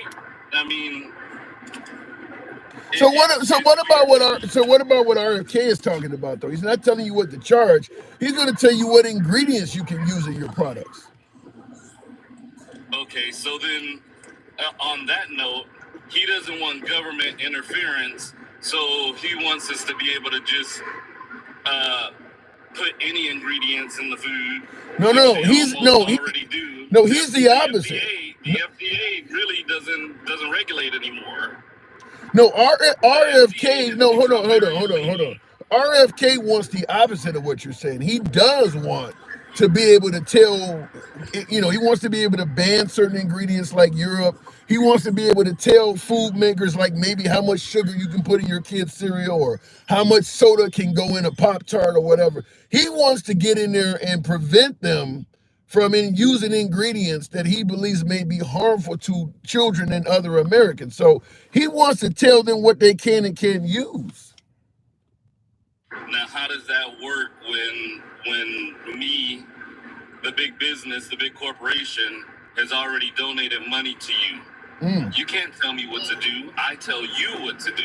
Wow. I control you because I've given you money. Now, I know politicians, they can go back on their word and they can do things like that. But ultimately, let's just take a big giant, Pepsi and Coke. You're going to tell them what they can and can't put in their soda? Okay, so now they're gonna abide by these rules, and everybody's gonna abide by these rules. So now they'll just charge more for it. And it'll probably taste like, and it probably won't taste as good either. It'll taste like shit because those ingredients are often why it's delicious. Right. So it's like corn syrup. Yeah. Corn, that's what high fructose. Stuff like that. Right. The red dye that California's trying to ban right now, the red dye for making Skittles, for hot Cheetos, things like that, they're trying to ban these things. It's possible to do so, but then you're going to have this product that's not selling as desired. Yep. Now, the thing about this is that you can ban the product from being made and sold in the state, like they did with the flavored tobacco in California. So flavored tobacco can't be, they can't buy it direct. Right. But you can go on the reservation and you can buy it. You can go to the neighboring state of Arizona or go to Las Vegas. You can buy all the flavored tobacco you want and bring it back. Is that legal to cross state lines with it? So you can cross state lines with it. You just can't sell it. Well, in this case, like you mentioned, some of these ingredients that make food delicious or desirable, if RFK gets his way, he could cause some of these companies to go out of business because all of a sudden, like you mentioned, the red dye with hot Cheetos and things like that. If you would take some well-known products, certainly like with Coca-Cola and Pepsi and RC Cola and some of the soft drinks, if you make Coca-Cola suddenly not taste as well, because a lot of people who drink soda realizes it's not necessarily good for you, but the shit tastes so good they can't stop. One way to make them stop drinking it is to make it taste like shit, but there's a lot of people that are employed by Coca-Cola. So his plan could certainly cost jobs and maybe even shut some corporations down because their product is no longer desirable. Right, and with this whole plan of making America great again, as they say, how do you take away what's already being manufactured here in the U.S. and basically start taking away jobs? That's asinine. That's backwards of what they're trying to do. Like the last caller said, make things more affordable for these companies to sell it cheaper. Okay, they did that, and everything went to China. Nothing's made here. Right. Well, even if you make things, even if you, like what my last caller was saying that you're pointing out, even if you make it easier and cheaper to make stuff, If you don't pass any law that requires the company to then sell it cheaper, there's no guarantee that it will be. We buy a lot of products out there that cost a hell of a lot more than it costs them to produce it. If a company, their goal is to make as much as they can off of a product. They're not going to automatically pay. This is why I never agree with trickle-down economics. Making people wealthier does not guarantee they're going to pass any of that on to anybody else. And what he was saying is like that. If I help you make this cheaper, it's going to make you lower the price of it. No, it ain't. It might just make my house bigger. And so let's even, when it comes to just the average business owner, someone who has a liquor store or a little gas station, they only own one. They don't own 5 or 6. They only own one location, and they spend, probably 80% of their time tending to that business. They don't want to lower the prices, right, just so you would come there and buy more often. They want to make the largest amount of profit from every item in that store, because they have rent to pay, they have their vacations, they have their, they have their house that they want to maintain. They have a lifestyle they want to maintain as well. They're not in that business to just make an average salary or live an average life. So you agree with me, though, that they're promising kind of out of both sides of their mouth. I mean, you can't do both of these. You're not going to be able to shrink the size of government, leave it up to the free market, states' rights, smaller government, and at the same time do things like what RFK is promising, which you would assume he's going to take over the FDA or the CDC and start making all these That's bigger government. So you would assume, you would agree with me that you can't do both. Right, and where you are within things is exactly correct. You can't do one without the other, right, without defeating the other. Now, what they actually should do, and it's beyond me on why this doesn't actually happen between the two parties. I don't even know what you're going to say, but I bet the answer is money. I don't even know what you're going to say, but I bet the answer is money. It's definitely money. Right. It's definitely money. But you dropped. I'll give my caller a second. I want to know what he says, what they should do. Are you there? See me? Apparently not. I'm going to have to move it on. Apparently my caller is going in and out. So we'll move it on, but I wanted to know what he was going to say. I hate that I interrupted because I wanted to hear that. Well, Jay, so as long as the people are paying for basic essential needs like school and healthcare, essentially if those things are free overseas, the sharks will get their pockets filled. As long as people are paying for it. Well, yeah, if people, but people do have to pay for essential needs like school and healthcare. Essentially, he said, especially, as long as people are paying for basic essential needs like school and healthcare. I don't know if school is 100% essential. Certainly beyond a what do you call a high school diploma or what is it called, GED. Anything beyond a GED or a high school diploma, I don't know if I would say it's essential, because as people have pointed out, you can make a decent living in the trades and you can do that with just a GED. So I won't say it's essential, but you're saying essential needs like school and healthcare, especially if those things are free overseas, the sharks will get their pockets filled. The sharks are going to get their pockets filled. I don't think there's any way around that. That is true. As a child, you get free healthcare here on America. That's pretty damn fair, if you ask me. You don't get free healthcare as a kid. If the parents have a decent income, they're not going to let the kids. Here's what free healthcare in America amounts to. If you are in dire straits and you need to run to an emergency room, they'll stabilize you, but proactive care is what you don't get for free in America. Let's say you wake up one day and you got a sore throat and you want to go to urgent care. You're not going to walk in any urgent care without some kind of health care. It's off limits to you. You can go to the ER. That's about all you can get in America, unless you got, you're on welfare, you got some, you got some plan through them. But if you don't have, if you don't have some kind of health care in America, all you have is access to the ER. which means something has to be wrong with you. You're not going to get regular labs and regular visits where they check and can catch your cholesterol getting high or catch your blood pressure right. You're not going to get any of that if you don't have health care. You only get treated when something really goes wrong. So they're not checking your blood pressure or checking your cholesterol regularly. They won't deal with you until you have a heart attack from cholesterol or you have a stroke from high blood pressure. Then you can go to the ER. But proactive care, which is what you really want to do, you don't want to wait till your shit starts breaking down. That's not available to you if you don't have health care. No incoming president has ever had lower prices than the previous president. What do you mean by lower prices? All this to get one person to try to control. Y'all really worship this one person. This is coming from Veronica. She says, all this to get one person to try to control. Y'all really worship this one person. This is a damn shame.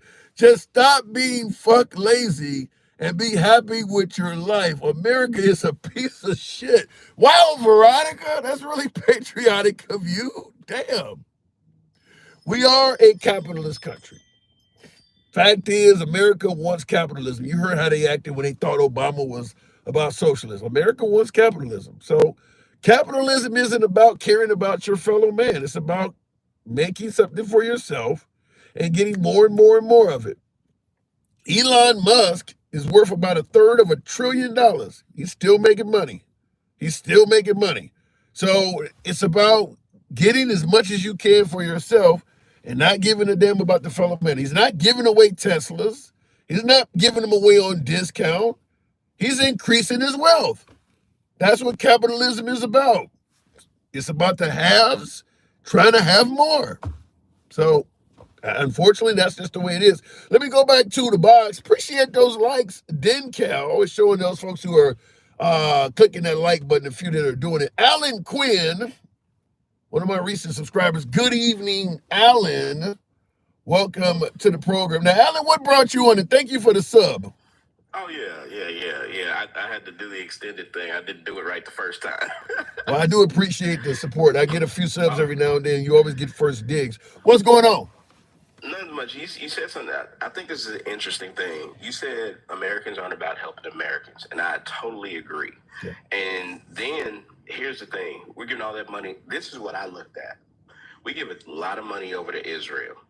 You know, Israel has free education and free health care. Now, here's the thing. My degree is in education, but I work in IT because you can't pay me enough in education. You can't pay me enough. Well, they're about to get rid of the Department of Education. Think that'll help? And that's stupid as hell. But let me give you something, Tim. The average across the entire United States, the average cost to go to a state university is $11,000. If you're out of state and go to another one, it's $24,000. Now that's a hell of an investment that a lot of people need to make in themselves, because after your first year coming out of college, the average across America, we're talking about everybody who goes from doctors, everybody who goes to teachers, $68,000 for 1 year of college. After 1 year, after you've graduated. Oh, okay. Right. After 5 years, it's not a huge jump, but it's about $77,000. After 10 years, it's $90,000. Now that's every state, and that's every state university. These are numbers based on state university. We ain't even talking about going to a private school. Yeah. Now, if we can send all that money over to Israel, why can't we fund every American going to a 4-year institution or going to a trade school like you talked about, because the trades do pay well. Right. In my home city of Oklahoma City Community College, if you graduate from an Oklahoma City public high school, you get to go to Oklahoma City Community College for free. Well, Oklahoma's a unique state because y'all paying for Bibles now. You're buying Trump Bibles, ain't you? Let me tell you, I was ready to choke that man out. Till you gonna give me a conviction, Till. You gonna be driving back to my home. You buying Trump Bibles to make your kids read them. Listen, that's why I ain't there now. That's why I ain't there, and I just watch the Sooners play. But, oh, my God. And Lewis, thank you for the sub. Lewis, appreciate that. Lewis in the comments. So, and I agree with you Certainly we could be doing for, as opposed to sending money to Israel, because we hear about the Ukraine thing. But here's one of the things I think that is why we're sending money overseas and willing to look out for other entities as opposed to Americans. The haves don't like to give away money, but they will spend money if it will mean more money. Helping out the Ukraine or helping out the Israelis, for the most part, is an investment. Helping out the Israelis will give us continued access to the Middle East, which comes in the form of all kinds of wealth. Same thing with Ukraine. If we end up helping out the Ukraine, we'll get access to their country. You can help spy on Russia, and there's a ton of money to be made just simply in selling weapons. Helping out poor Americans has no return to it. Now, Tim, I sat there and I said this to you the other day, and your callers got mad at me, and everybody screamed I was a racist. Oh. And I'm sitting, and oh yeah, you remember this now, Tim. I sat there and I said, it's not about right or left. It's about your tax bracket. Yep. It's about money. It's about your tax bracket. If you can't afford to spend $10,000 to come and sit in here and hear me talk for 30 minutes and eat some dry chicken at my little fundraiser for me to be for me to be the next state senator or the next state congressman, then you're not my people. Wow. That's why you can't get appointments with your congressman. That's why they gerrymander. The reason why do they gerrymander the districts? It's not always about it's about race too, but they're looking for that money. Yeah. It's just like school districts. The school district is funded based on taxes. So why do the poor schools not have Wi-Fi? Why don't they have computers? Why are their books 20 years old? Because the tax base in that area. Why don't vouchers work? Because rich people get the vouchers. They pay for their kids' private school. The mom who has to work 7 to 3 as a CNA, she can't afford to get her kid over to a better school district. This is about money, Tim. So let me ask you, with Trump coming in office, as we mentioned, getting rid of the Department of Education, he's going to, what is the woman name, the WWE woman, McMahon or whatever? Linda McMahon. Yeah. She's a DEI hire, Tim. She's DEI. Because guess what, Tim? The only thing that she's done, she was appointed to the Connecticut school board. She was appointed, and then she didn't do nothing there. And then she was appointed by Trump to be the administrator for the SBA. But you know what? She didn't do nothing there. She served less than 60 days because he put her back on his campaign. Tim, she's a DEI hire. What is she qualified to do? Yeah. And some people are arguing that Trump is appointing a bunch of people that are unqualified. But if somebody countered, I had one of my MAGA viewers counter and say, what the hell gave Pete Buttigieg qualification to be over the transportation department? Because he was the mayor. Because he was the mayor of South Bend, Indiana. Because he had to deal with traffic, roads, all of that. That's South Bend, Indiana, really? South Bend, Tim. It ain't little because you think about the traffic. I've been to South Bend, Indiana. It's fucking. I grew up in Chicago, so South Bend, Indiana is little. It's smaller than any side of Chicago. It's small, but I want you to think about something. It's Saturday in the fall. What's the biggest traffic problem in South Bend? Saturday in the fall. I don't know. The University of Notre Dame playing football. Oh, okay. I didn't think of it that way. But you think he was qualified though? You think Pete Buttigieg was qualified? Okay, here's the thing. He doesn't have to know transportation. He has to know how to manage people. Okay. I'm a project manager. I work in IT project management. Tim, I can't code a damn thing. I can't code a damn thing. But you know what I can do? I can manage people to do things. Yeah. I provide leadership for people to. Well, then, if that's the case, maybe Pete Hegseth over the Department of Defense, he might be able to do that. That means that Trump's picks may be able to do exactly what you're doing. They may know how to manage people. Here's the difference. You might be able to manage people, but managing government is totally different, Tim. And here's the thing. They're talking about you're sending Elon Musk in there to say, we're going to make this place more efficient. You don't understand how the decisions you made impacted 30,000 people over in this small rural town, or it affected, let's say, 30,000 people in this part of Southside Chicago. You don't know how. I don't think they care. I don't think they care. I think they care about, at the end of the day, are the numbers less than what we started. That's how corporations are. If a corporation is trying to save money, they don't care that they got to fire everybody in San Antonio. If it saves on labor, get rid of the San Antonio office. They don't care what's happening in that town. Absolutely. And when you gut the AC, like we were kind of talking about, when they gut the ACA and somebody's mama dies, because when that's going to happen. happen. When their child who was born with some kind of condition that the ACA covered, when those parents can't get to the Ronald McDonald House, when they can't get to the other children's hospital, guess what? Guess them same people who screaming 45, 45. You know what he's going to do? Don't talk to me, talk to Elon. You know what Elon's going to do? Oh, it wasn't efficient for us to save your child's life. Yeah. But I said this in the beginning of the program. I think I asked this to Dencal, but I'll ask it to you. Which one do you think is more important, let's say, to Trump supporters, MAGA, the people that put him in there? Yeah. Continuing to give people affordable health care, or getting rid of all of these rapists and murderers and vermin that are invading our country, the immigrants? Which one do you think is important? In other words, if they had to get rid of one, if they had to focus on one, which one do you think they would focus on more? Now, Tim, here's the thing. Like you said earlier, all Republicans ain't the same. I said Trump. I said MAGA this time. No, I didn't say Republican. I said MAGA. Okay. MAGA folks are dumb enough to let grandma die. You don't really believe that, do you? Oh, my God. Okay. Now, understand. I truly, because I went into the wolves den last night and dealt with some of them. They truly believe in what they are committed to. They truly believe in this man. They genuinely believe that this billionaire cares about us. Yeah. That billionaire don't give a damn about them, but they believe it, Tim. Well, they saw the price of eggs and groceries were cheaper. They believe the border was secure under Trump, rather, compared to Biden. And my mama, who's 75, had cheaper eggs, and my daddy, who's 74, he had cheaper eggs well, my dad paid more because he was in Kansas City. My mom paid less because she was in Valiant, Oklahoma. I mean, Tim, gas was 75 cents a gallon when I was in high school. Prices go up. Yeah. Technology gets better. Well, that's the bottom line. But Trump is promising that prices will go down. He's promising to give people $2 gas again. Now, this is the same man who promised us 3,000 miles of wall on the southern border, and we only got 52. They said that guy. The liberals got in the way. Oh!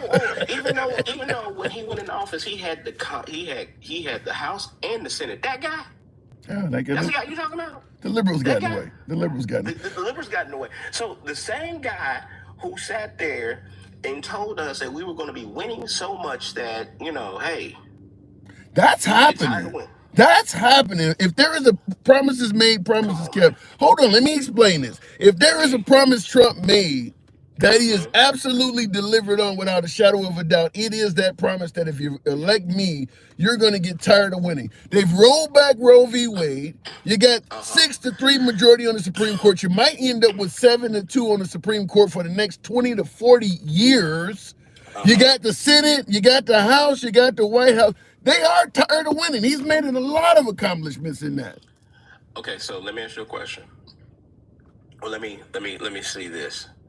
He sat there and said that he was going to produce this great economy, right? Okay.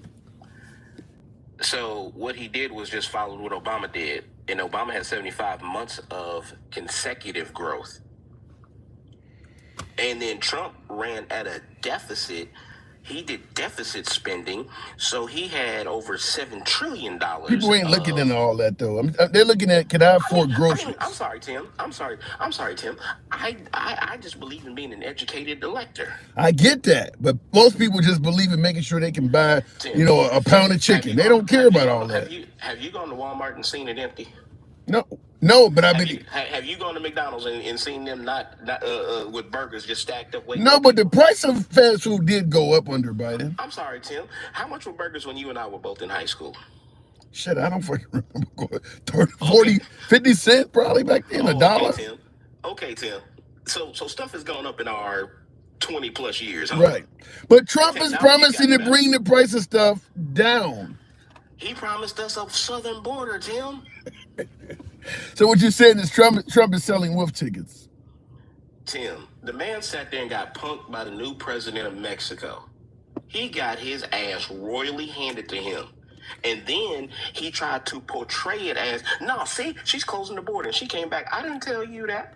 Well, it's easy to get punked by somebody when they're in power and you're not. Let's see her do that when he gets in office. That might not happen. No, Tim. You ain't gonna let Tim. I ain't gonna let you weasel that man, because that man sat there and said, I can get Putin out of Ukraine in 24 hours. He did say that. He did say that, and that's not true.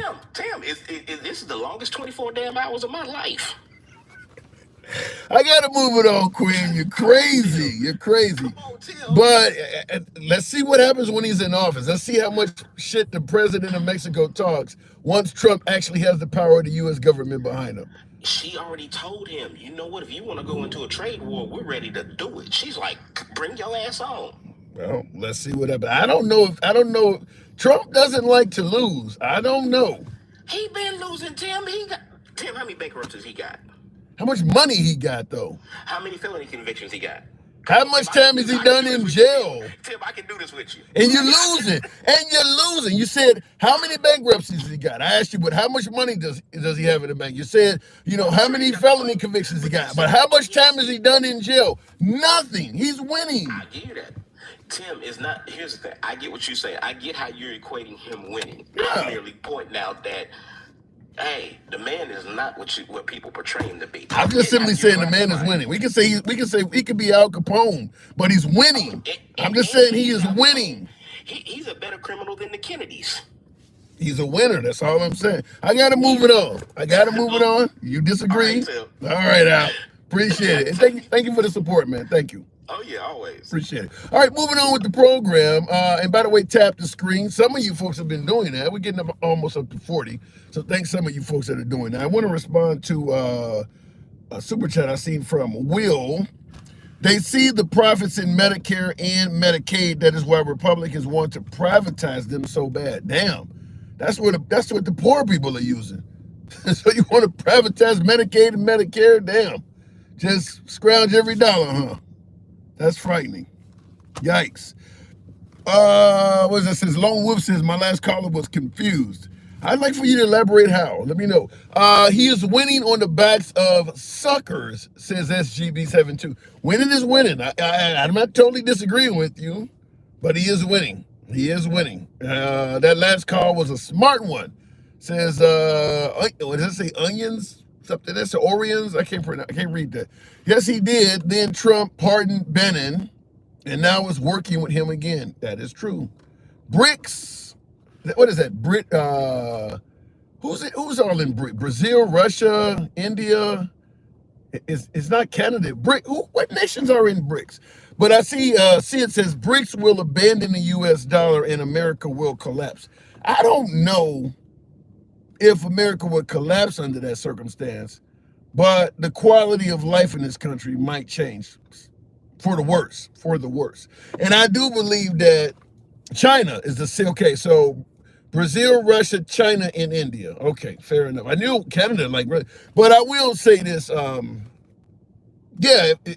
believe that what Trump is doing in some of these cases, like threatening to get out of NATO and the UN and break all these, treating our allies different than we've been traditionally treating our allies. What it could lead to is some of these nations making agreements that exclude the U.S.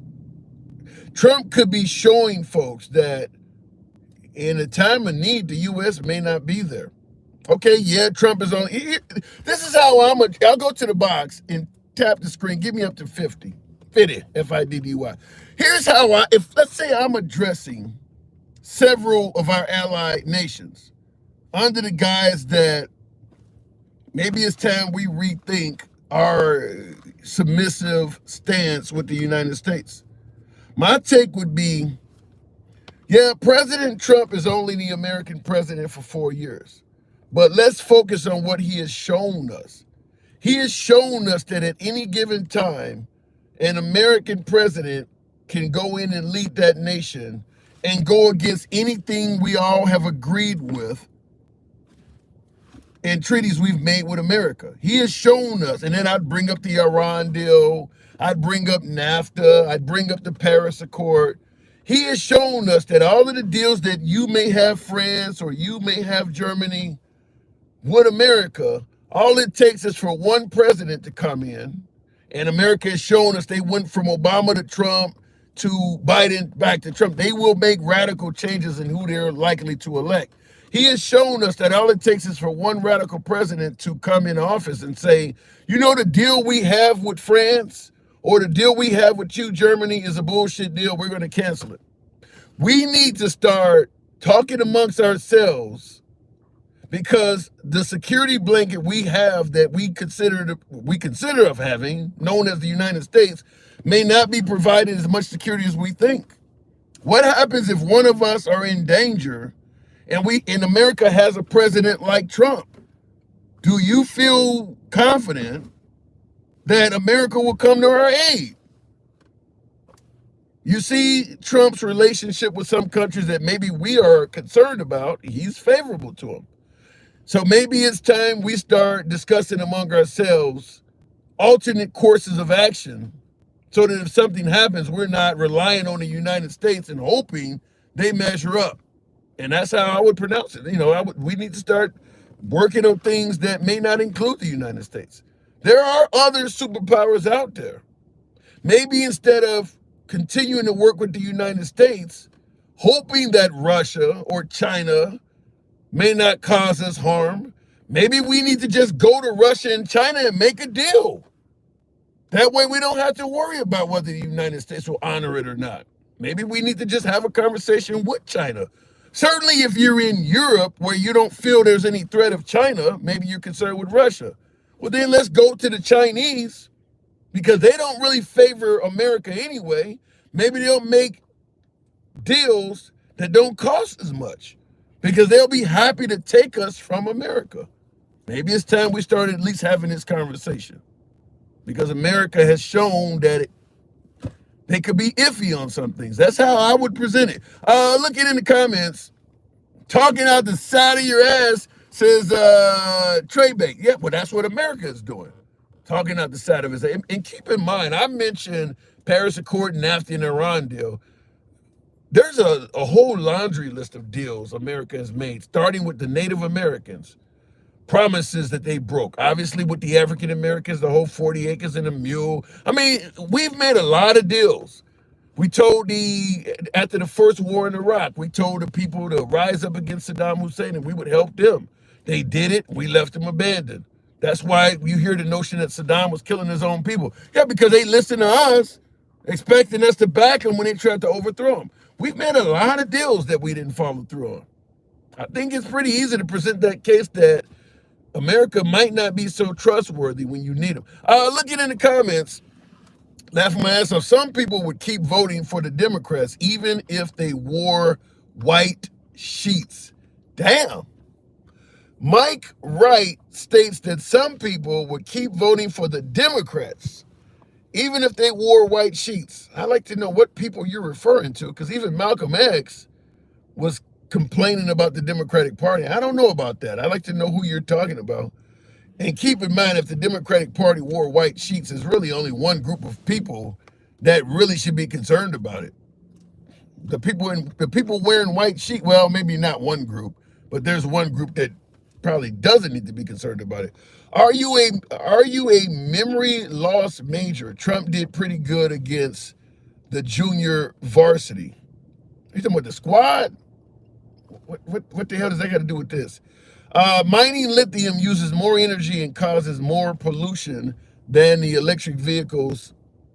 Wait a minute. Mining lithium, which is what powers the electric vehicles, you say mining lithium uses more energy and causes more pollution than the electric vehicles save right now. Okay, fair enough, but any technology in its infancy is going to have a difficult time competing with other technologies that's been around for hundreds of years. I mean, you don't expect electric cars to instantly be able to compete on every level with combustion engines that's been around for 100 years.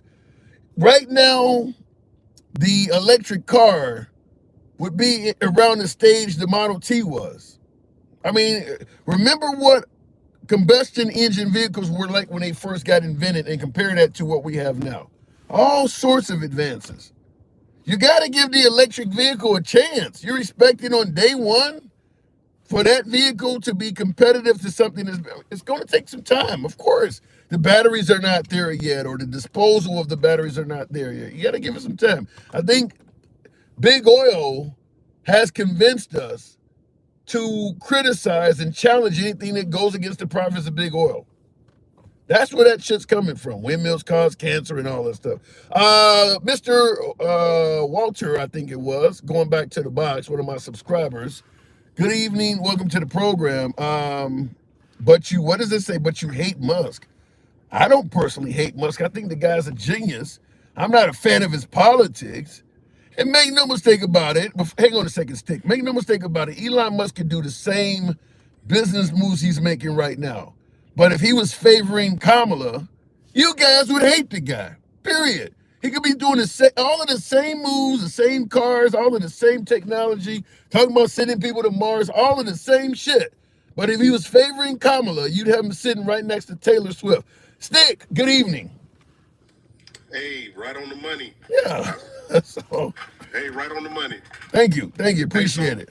So I heard you saying something about the pardon thing again with Hunter Biden. You was asking Dem Kyle, right? Yes. And we talked about this plenty of times. I've said it, leaving your live, pardon Hunter Biden, F MAGA, keep it moving.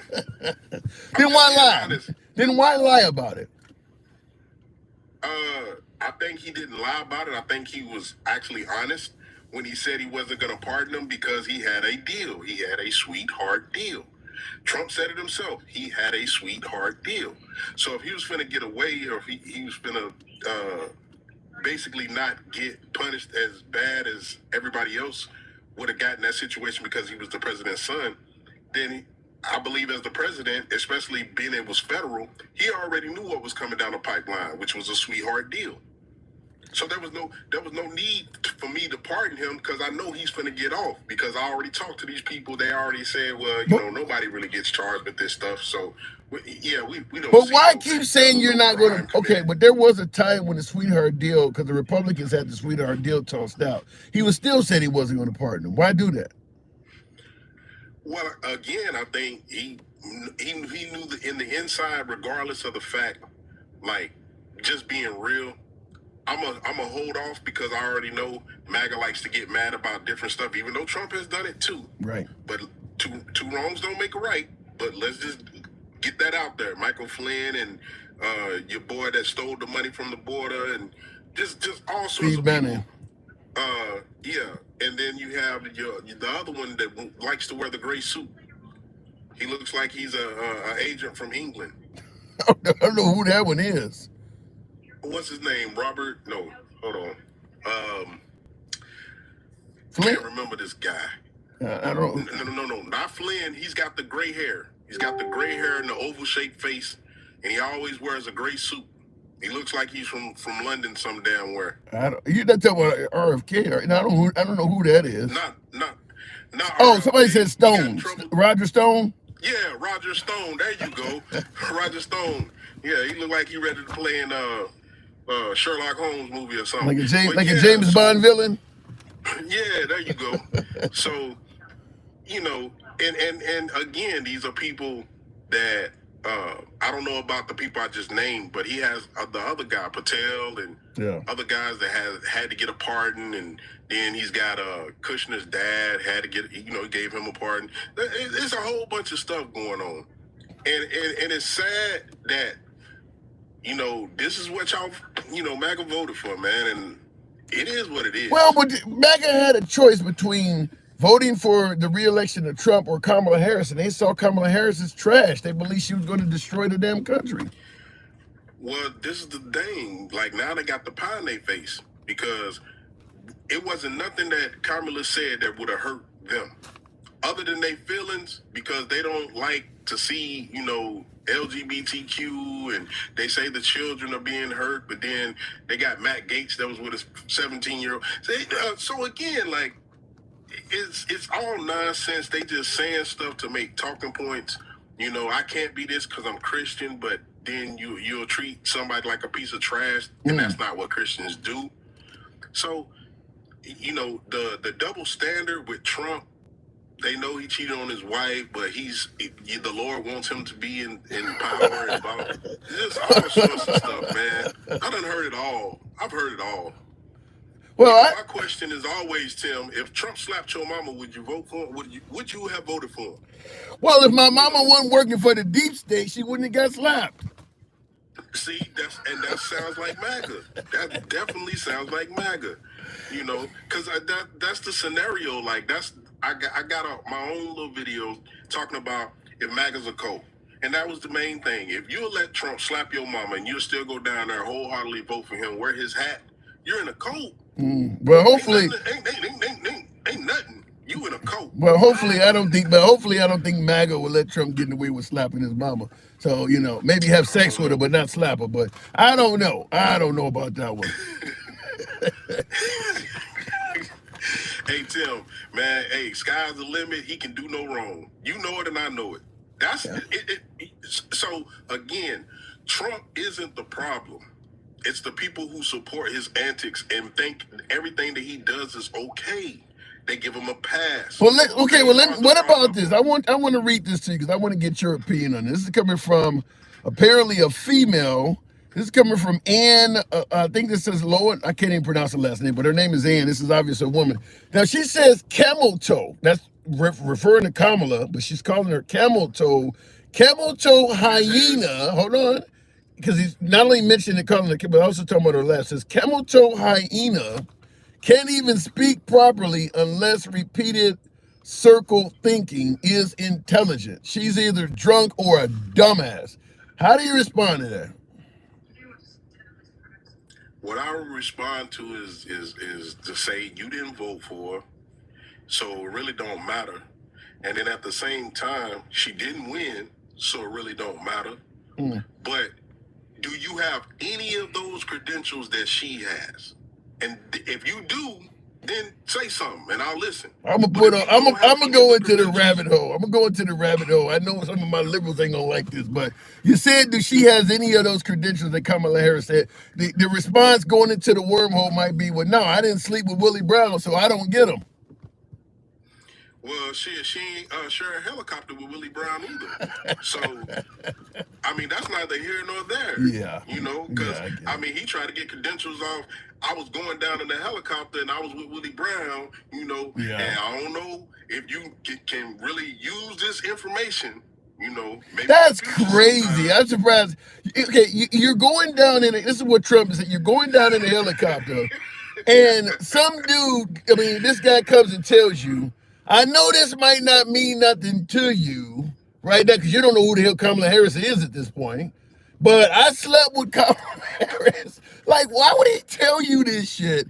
If you're going down in a helicopter crash and he decides at that point, let me tell you about this bride I was sleeping with. That makes no sense at all. None at all. So again, this is the character that you guys chose.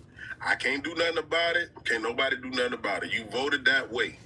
So for all those people who are proud of your choice, but you are not of the white tea community, all I'll say is if they come for you, don't come knocking on my door. I'm not finna help you. It is what it is. I'm actually for what he's about to do with that.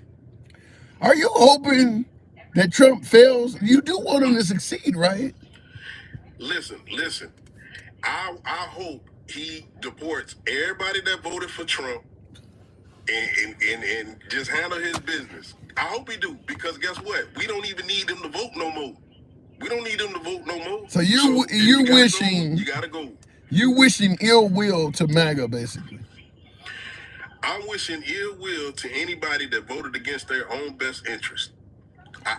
Yes, I do. What if they voted? Anybody that voted against their own? No.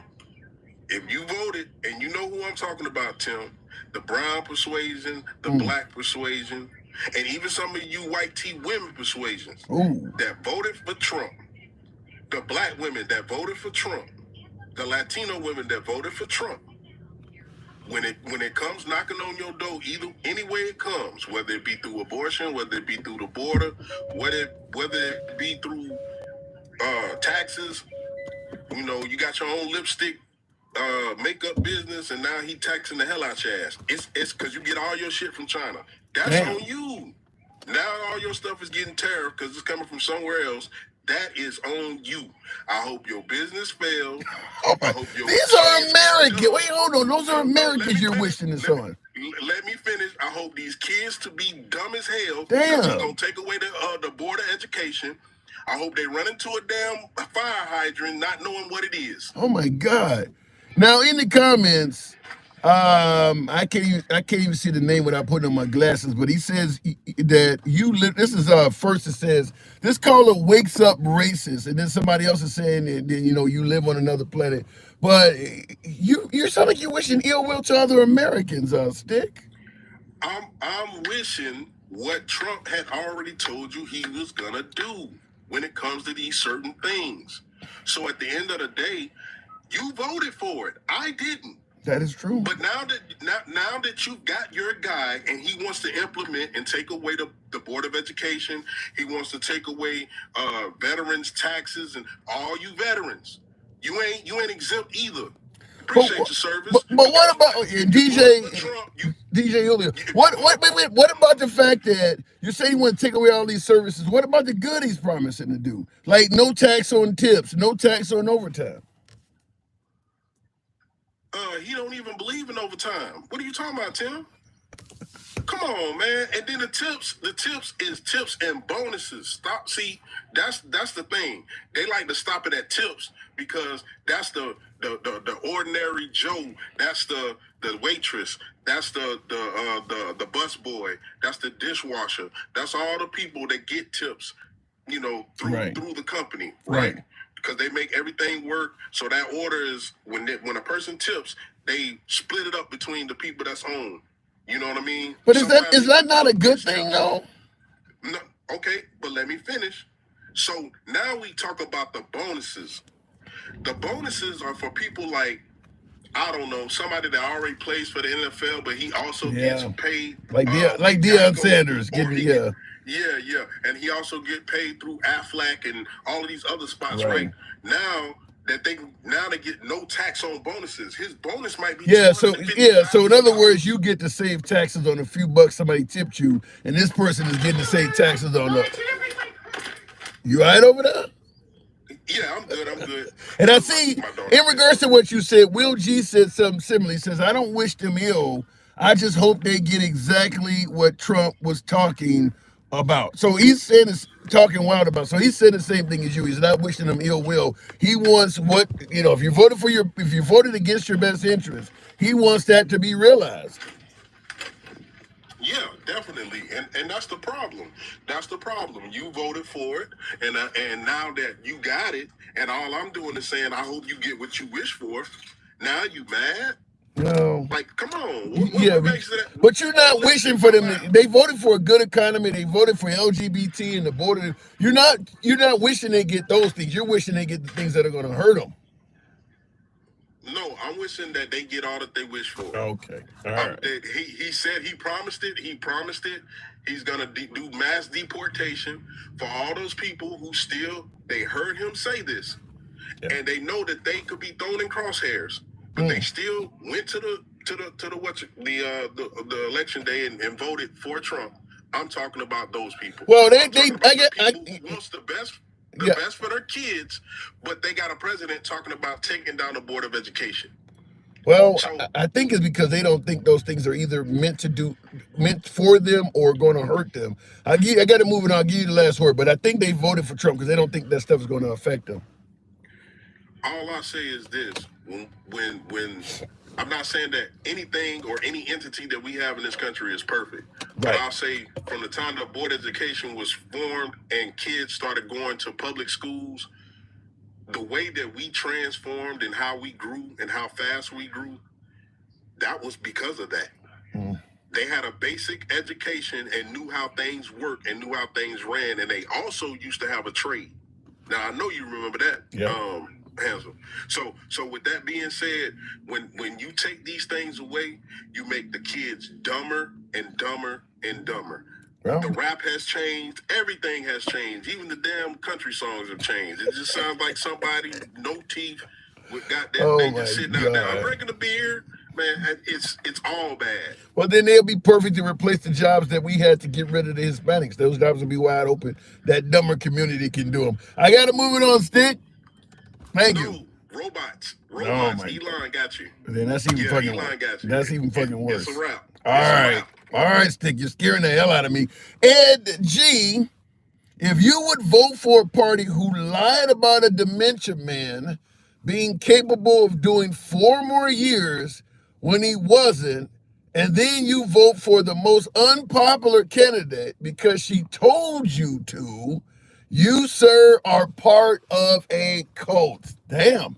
Now, and thank you, Ed, for the super chat. Appreciate the support. Thank you. Now, I want to push back, but he got some really good points in there. He said if you vote for a party who lied about a dementia man, I'm not going to, suggest that I'm some type of neurosurgeon and diagnose Biden with dementia, but clearly he probably isn't capable of another 4 years. So what Ed G is saying does have merit. So he says, if you would vote for a party who lied about a dementia man, and he's alluding to the fact that all of the Democratic Party, including myself, was saying that Biden was capable. He said if you voted for somebody and lied about that, and then, what he said, if you lied about a dementia man being capable for 4 more years when he wasn't, and then you vote for the most unpopular candidate. Now, I don't know if Kamala was the most unpopular candidate. DJ Julio, shout out to you. Thank you. Now, he's saying she's unpopular because when she ran for president, she didn't do very well. I don't know if she ran again, if that would happen. Simply put, Biden ran for president 3 times, and he eventually won. So Kamala Harris ran the first time, maybe it just was not her time. Just like when Hillary Clinton ran, Obama beat her. It wasn't her time. She later ran and she got all the way to the top of the Democratic ticket, and she did win the popular vote. So Kamala Harris ran the first time, maybe it just was not her time. I'm not going to say she was still the most unpopular candidate. However, I will agree, however, that she wasn't actually put in that position by primary. She was anointed, so to speak. And I've explained many reasons why that happened. The problem ain't with Kamala Harris getting the gig. The problem was with Biden not stepping down soon enough. But he says that you vote for the most unpopular candidate because they told you to vote for her, then you, sir, are part of a cult. I don't think they told us to vote for Kamala Harris. I think what I've said before in the program many times is that if the Democrats, Biden stepped down like in fucking August. Remember Tim Walz gets on stage and says, we got 100 days, we can do this, we can sleep when we die.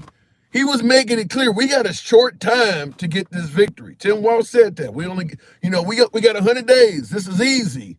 We can sleep when we die. He's making it clear you don't have much time. So there's only so much Kamala Harris can do in that period of time when you're going up against some dude that's been running since 2015. Some dude that's been a celebrity all of our lives. I'm 50 years old and I don't remember a time when Trump was not a celebrity. Kamala Harris, you got to go up against all of that. So I don't think it's that she was an unpopular candidate, but I do agree with your 2 other points, Ed G. Thank you. Looking in the comments, Will G also says the economy washes out with the bullshit Trump is talking about. The economy washes out with the bullshit Trump is talking about. Well, what about the notion that some folks are saying he's making big promises, but the tariffs, for instance, he's using the tariffs as a scare tactic, but he doesn't intend on doing it. For instance, he's talking about taxing Canada and Mexico 25% if they don't control the border and Mexico doesn't stop the hard drugs coming in this country. If they do that and he never have to impose the tariffs, it looks like a huge success for Trump. He can get up there and say, look, I got the border secure and the economy down because the tariffs won't hit. I would also say this before I continue on with the program. And tap the screen, get us on up to 60,000. If that's possible on TikTok, 60, tap the screen. Smash the like button on YouTube as well. Get us up to about 70 YouTube vertical, and let's see if we can do 30 on horizontal. 30 likes. Let's see. Now, if Trump does what he's promised, which is, and I do believe he's going to do this, use the military or put as much law enforcement on the borders as possible. If he sends the National Guard to the border or send a bunch of state troopers, for instance, you remember you had not only Texas sending law enforcement, but a lot of other right-wing states like South Dakota and all of them were sending people to the border. If he uses the military or other forms of enforcement to defend the border, then it doesn't matter really what Mexico does. Nobody's coming across if he secures the border.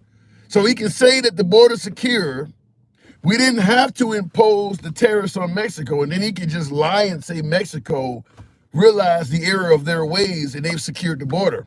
Even though Mexico may not have done a damn thing, it might be the fact that the U.S. military is down there. So he can meet his promise to some degree without actually meeting his promise. If he secures the border internally, Mexico doesn't have to make a change at all. Nobody's going to get across the border. And then he can simply lie and say that the border's secure, Mexico heard our threats, and we no longer have to do the tariffs. There's a way to do it. Looking in the comments, and this is how he wins with lies, says Alter Ego. I don't want to sound corrupt when I say this, but sometimes a win is a win. I mean, I'm just saying, sometimes a win is a win. And I do believe that would be a way he could win with a lie. I do believe that. Looking in the comments real quick, with those tariffs and deportation, COV, I don't know what you mean by that. Deportation salad will just, okay, yeah, I don't get what your COV means. You said with those tariffs and deportation, a something salad will just be just as expensive as a porterhouse steak. Damn. Extra guacamole will be $40. Now, he's talking about if you deport to the level where Trump is talking about deportation. And somebody else said that in the comments too. Prices of veggies and fruits are going to skyrocket and things like that. Here's once again where Trump can meet his promise without that happening. Trump can actually meet his promise of the largest deportation in history without actually giving you the largest deportation in history. I've covered this before too, just like he can meet the promise of threatening with the tariffs without actually doing it. If he gets the cooperation of networks like Fox News and all of them, I want you to put on television so that people know every violent immigrant that's being deported. Fox News has about 12 or 13 segments throughout the day, starting with, I think, Fox in the Morning, Fox and Friends, and I think it ends with Sean Hannity or Greg Gutfeld. I know their whole damn schedule. I watch a lot of Fox, but I think it starts with Fox and Friends, and Greg Gutfeld has the last slot. There's all the Outnumbered and Neil Cavuto and all that shit in between. Every single program, I don't care if it's for 5 minutes, put on the screen a violent immigrant that we deported. Now, you only got about 10 or 15 slots per day. So that's only 10 people. Give a 5-minute spot to somebody that got deported. And then OAN, Newsmax, and maybe you can get CNN or News Nation to do it as well, because News Nation is starting to go to the right as well. I watch a lot of News Nation. They're going to just one of these people per segment. You got maybe 10 to 15 bad hombres, for lack of a better term, which Trump referred to, bad hombres being premiered every day. 15 bad immigrants getting deported is a very tiny, tiny drop in the bucket when he's claiming that 18 million of them are here. Tiny drop in the bucket. But it's enough where you're always seeing an immigrant getting deported. He's only showing you 15 per day on Fox News. Do that for about a month. 15 per day in a 30-day month, that's only 450 bad hombres. But it's going to look like it's millions. Because if you're seeing one, the assumption is there's hundreds more. This is how the Lincoln Riley thing works, or how some athlete playing for the wrong team works. I'll complain about it, but I'll have to show you is one or two and fill in the blanks with a lot of complaining. And you'll believe it's a lot more.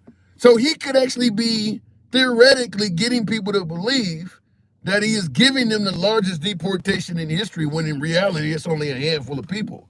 But because he's parading that handful in front of you, it looks like a lot. You ever seen I'll go to the box here quickly, but have you ever seen some of these some of these military displays of foreign countries? Kim Jong-un stands up and there's these tanks and things like that going down the street where they're parading all their military power. Some would suggest that the tanks are going around the block and coming back. So you're only seeing a few, but because the line looks endless, it looks like they got a whole lot of equipment. You can do that with the largest deportation in history. And a large portion of America would buy that. It's only a few hundred of them, but if you're showing them like that, boom, it looks like, damn, they really getting a lot of people out of the country. And when you look at compared to how many violent hombres were deported under Biden, it looks like a significant increase. So when he gets up there and says the largest deportation in history is underway, promises made, promises kept, and he got 500 or 600 bad hombres on the chart behind him, it looks like you're getting the largest deportation in history. When in reality, we're talking about less than 0.0001% of immigrants. Going back to the box, so it can be done. It's how you finagle the wording. Mr. Walter, good evening. Welcome to the program. Appreciate you holding on there. Hey, thanks, Tim. Hey. Can you hear me all right? Loud and clear. So do you see what I'm saying, how you can give a large deportation without actually doing it? That will be exactly what will happen, Tim. I mean, if you look at the current situation, okay, there are anybody who's convicted of a crime or that is an immigrant, they already get deported. That's what happens. No, is that true? Is there nobody here that is undocumented that has committed a violent crime, got arrested for it, got a court date, and was released back in society? You'd have to realize a lot of them don't get deported. No. So if you're committed for any crime that's not necessarily like a murder, like we just saw with the Lincoln Riley, robbery, theft, yes, burglary, any of those, you are deported. So who are they going to deport? They're going to deport people who they know where they are. They're not going to be like kicking down doors, looking for people under bridges. They're going to be kicking out people who are already registered for refugee status. They know where they are. They can go get them. And those are the people they're going to deport. And it will not be a small amount. Yeah. I mean, I agree that they should report on this, but it'll be largely a for show situation, and he'll get credit for it, and everybody will be placated, and it'll be all fine, and they won't report on the odd. But is this not a win for Trump? And hold your answer, because I see in the comments, Will G says, all of what you're saying lets me know what I already knew. Trump ain't shit. Will, goddamn. So, but is this not a win for Trump, Mr. Walter? That, okay, he ain't doing it, but he got people believing it. Isn't that a win? Promises made, promises kept?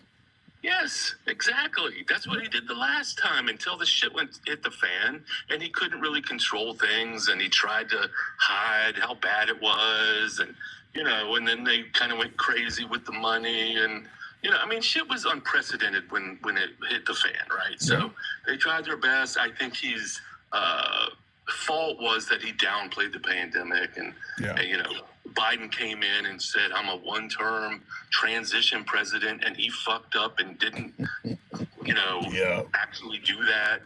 Let me ask you this, because you mentioned Trump's mishandling of the pandemic.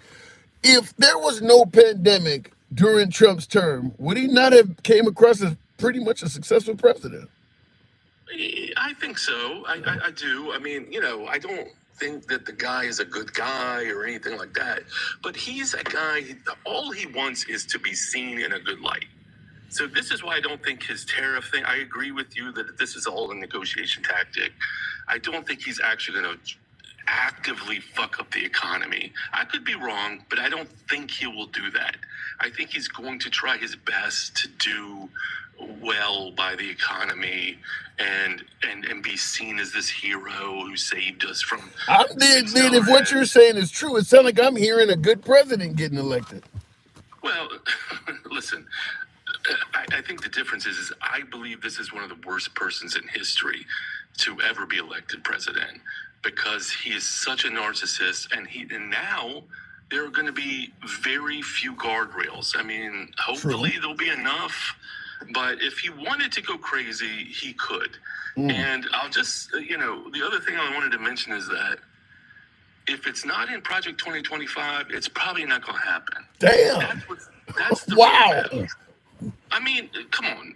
Let's look at who he's nominated, his vice president. Let me ask you that. How many authors or participants of Project 2025 has he now put on his team? I believe it's 140. 140? Wait, how many people wrote Project 2025? That can't be right. Is that high? My bad. 140 of his previous administration contributed to that. Damn. Yeah. So I believe in his administration, it's like 40 that he's proposed, something in that neighborhood. I could be wrong. I don't want to. Well, let's just say this: even if your number, even if only 25% of the numbers you're claiming is correct, that still says there's a lot of connection to Trump and Project 2025. Even if 10 members that wrote or contributed to Project 2025 is serving on his administration, not 40, as you say. Even if it's 10. They're not even hiding it now. They're saying, yeah, that was us the whole time. We're going to do it. I mean, the VP Vance wrote the foreword. I mean, what are we pretending here? That's why he was put in that position. And let's face it, who knows if Trump can make it 4 years? I mean, I don't wish ill on anybody, but you raise a good point, because I brought that up at the beginning of the live, is that when it came to Bernie Sanders, the late John McCain, and certainly Joe Biden, age was a big concern. And yet Trump has won, and he's older than all of them would have been at the time of being inaugurated. And nobody said anything about his age at all. And the only thing I could say about that is the man doesn't really act his age. He doesn't appear his age. I don't know if that's medically induced. We'll see. Oh shit! Neither do I. But I still got bad knees and high blood pressure. You can act young all you want. You can be looking pretty young in a casket. That don't mean shit because you don't act your age. I mean, I'm just saying he's vigorous compared to like Biden. Like whatever. But a couple little things I wanted to throw in tonight is. Everybody kept talking about how shitty the economy is, and that's why we voted for who we voted for. Right. Have you seen the Black Friday sales numbers? Yes, it's off the charts. The same thing with the travel over the holiday. Same thing. Yeah. So what's the problem? What's going on? Not to mention, this is something a lot of my Trump detractors present on the program. How can you kind of be so fucked up and you're buying all of his merchandise? You're buying shoes and Bibles and watches and shit, and you're complaining that you can't afford eggs at the same time. That looks backward. Exactly. It doesn't make any sense whatsoever. Yeah. Last thing I wanted to tell you, man, is the whole Hunter Biden pardon thing. At first I was like, this is not a good look. But after, thinking about it a little bit, these are the new rules. There's no decorum anymore. Yeah. I mean, look how Trump has acted, and all of these people have acted. Fuck it. Fuck them. You act like they wouldn't do the same shit. Yeah. It's ridiculous. So please spare me that shit. Any of those people would do it and then some. And you watch when he gets in, he's gonna pardon those J6 people. Well, it ain't like he hid it. It ain't like he hid it when he was running for office. He's made it clear. He's making fucking songs with him, so you already know he has a soft side for them. Which is worse? Well, some of those J6 people, those Proud Boys, those other fuckers that coordinated. Well, I'll tell you, the MAGA side is going to say what Hunter Biden did is worse than J6 because they're going to bring up the stuff on the laptop. But what Hunter Biden was actually convicted of, the J6 did way worse than that. He was convicted of tax fraud and buying a gun and lying on the application. But they're going to bring up the Burisma stuff that he was not convicted on and say that makes it worse. How long was that investigated in the House committee? I don't know, but my take on it is It this. was over a year, Tim. And they couldn't find a goddamn shred of evidence. They had a whistleblower who turned out to be lying. He was ended up being arrested by the FBI because he was lying. Well, I will say this: if Hunter Biden and particularly Joe Biden, the Biden crime family, if they were so bad, why didn't Trump do anything when he was in office? Because all the things they're accusing him of was done before Trump got elected. So if they're so corrupt, why did the corruption not matter until he suddenly became your adversary? When Trump was in office from 16 to 20, why didn't you go after him? Same thing with Hillary Clinton. When Trump was in office, they had that laptop for, I think, 13 months, and nothing came of it. Now, I want to point this out to you, because this is an interesting point. You were talking about the spending over Black Friday, and I mentioned the air travel as a suggestion that, listen, the economy can't be that bad if people can purchase things on Black Friday and they can travel. In the comments on YouTube, guess what? Thank you for the super. Guess what says people are optimistic about the future, hence trips and sales on Black Friday. So in other words, they're spending because they feel confident that Trump is here to save the day. That's horseshit. If you don't have it in your bank, you ain't spending it. You know that. Everybody who's ever bought anything for Christmas knows. If it's not in the bank, you're not spending it. All they've been telling you is, everybody's maxed out on their credit cards. Nobody can buy this. Bullshit. That is bullshit. Well, you notice the price of fuel went down a little bit closer to the election when Trump won too. So people are saying the bright side is popping up because they know daddy's home, as they say. Man, that's bullshit, man. That is absolute bullshit.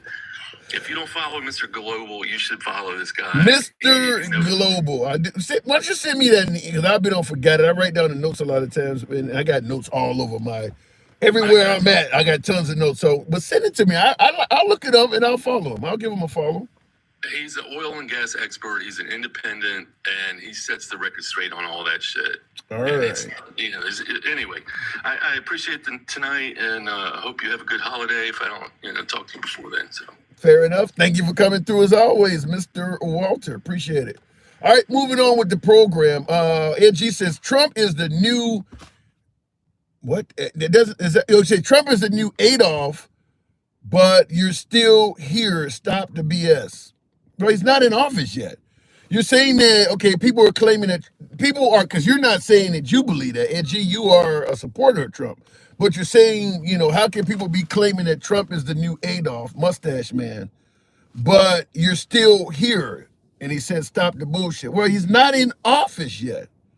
And keep in mind, when Adolf got elected, because he was elected, he didn't come in and take over Germany, Saddam Hussein style. He was elected.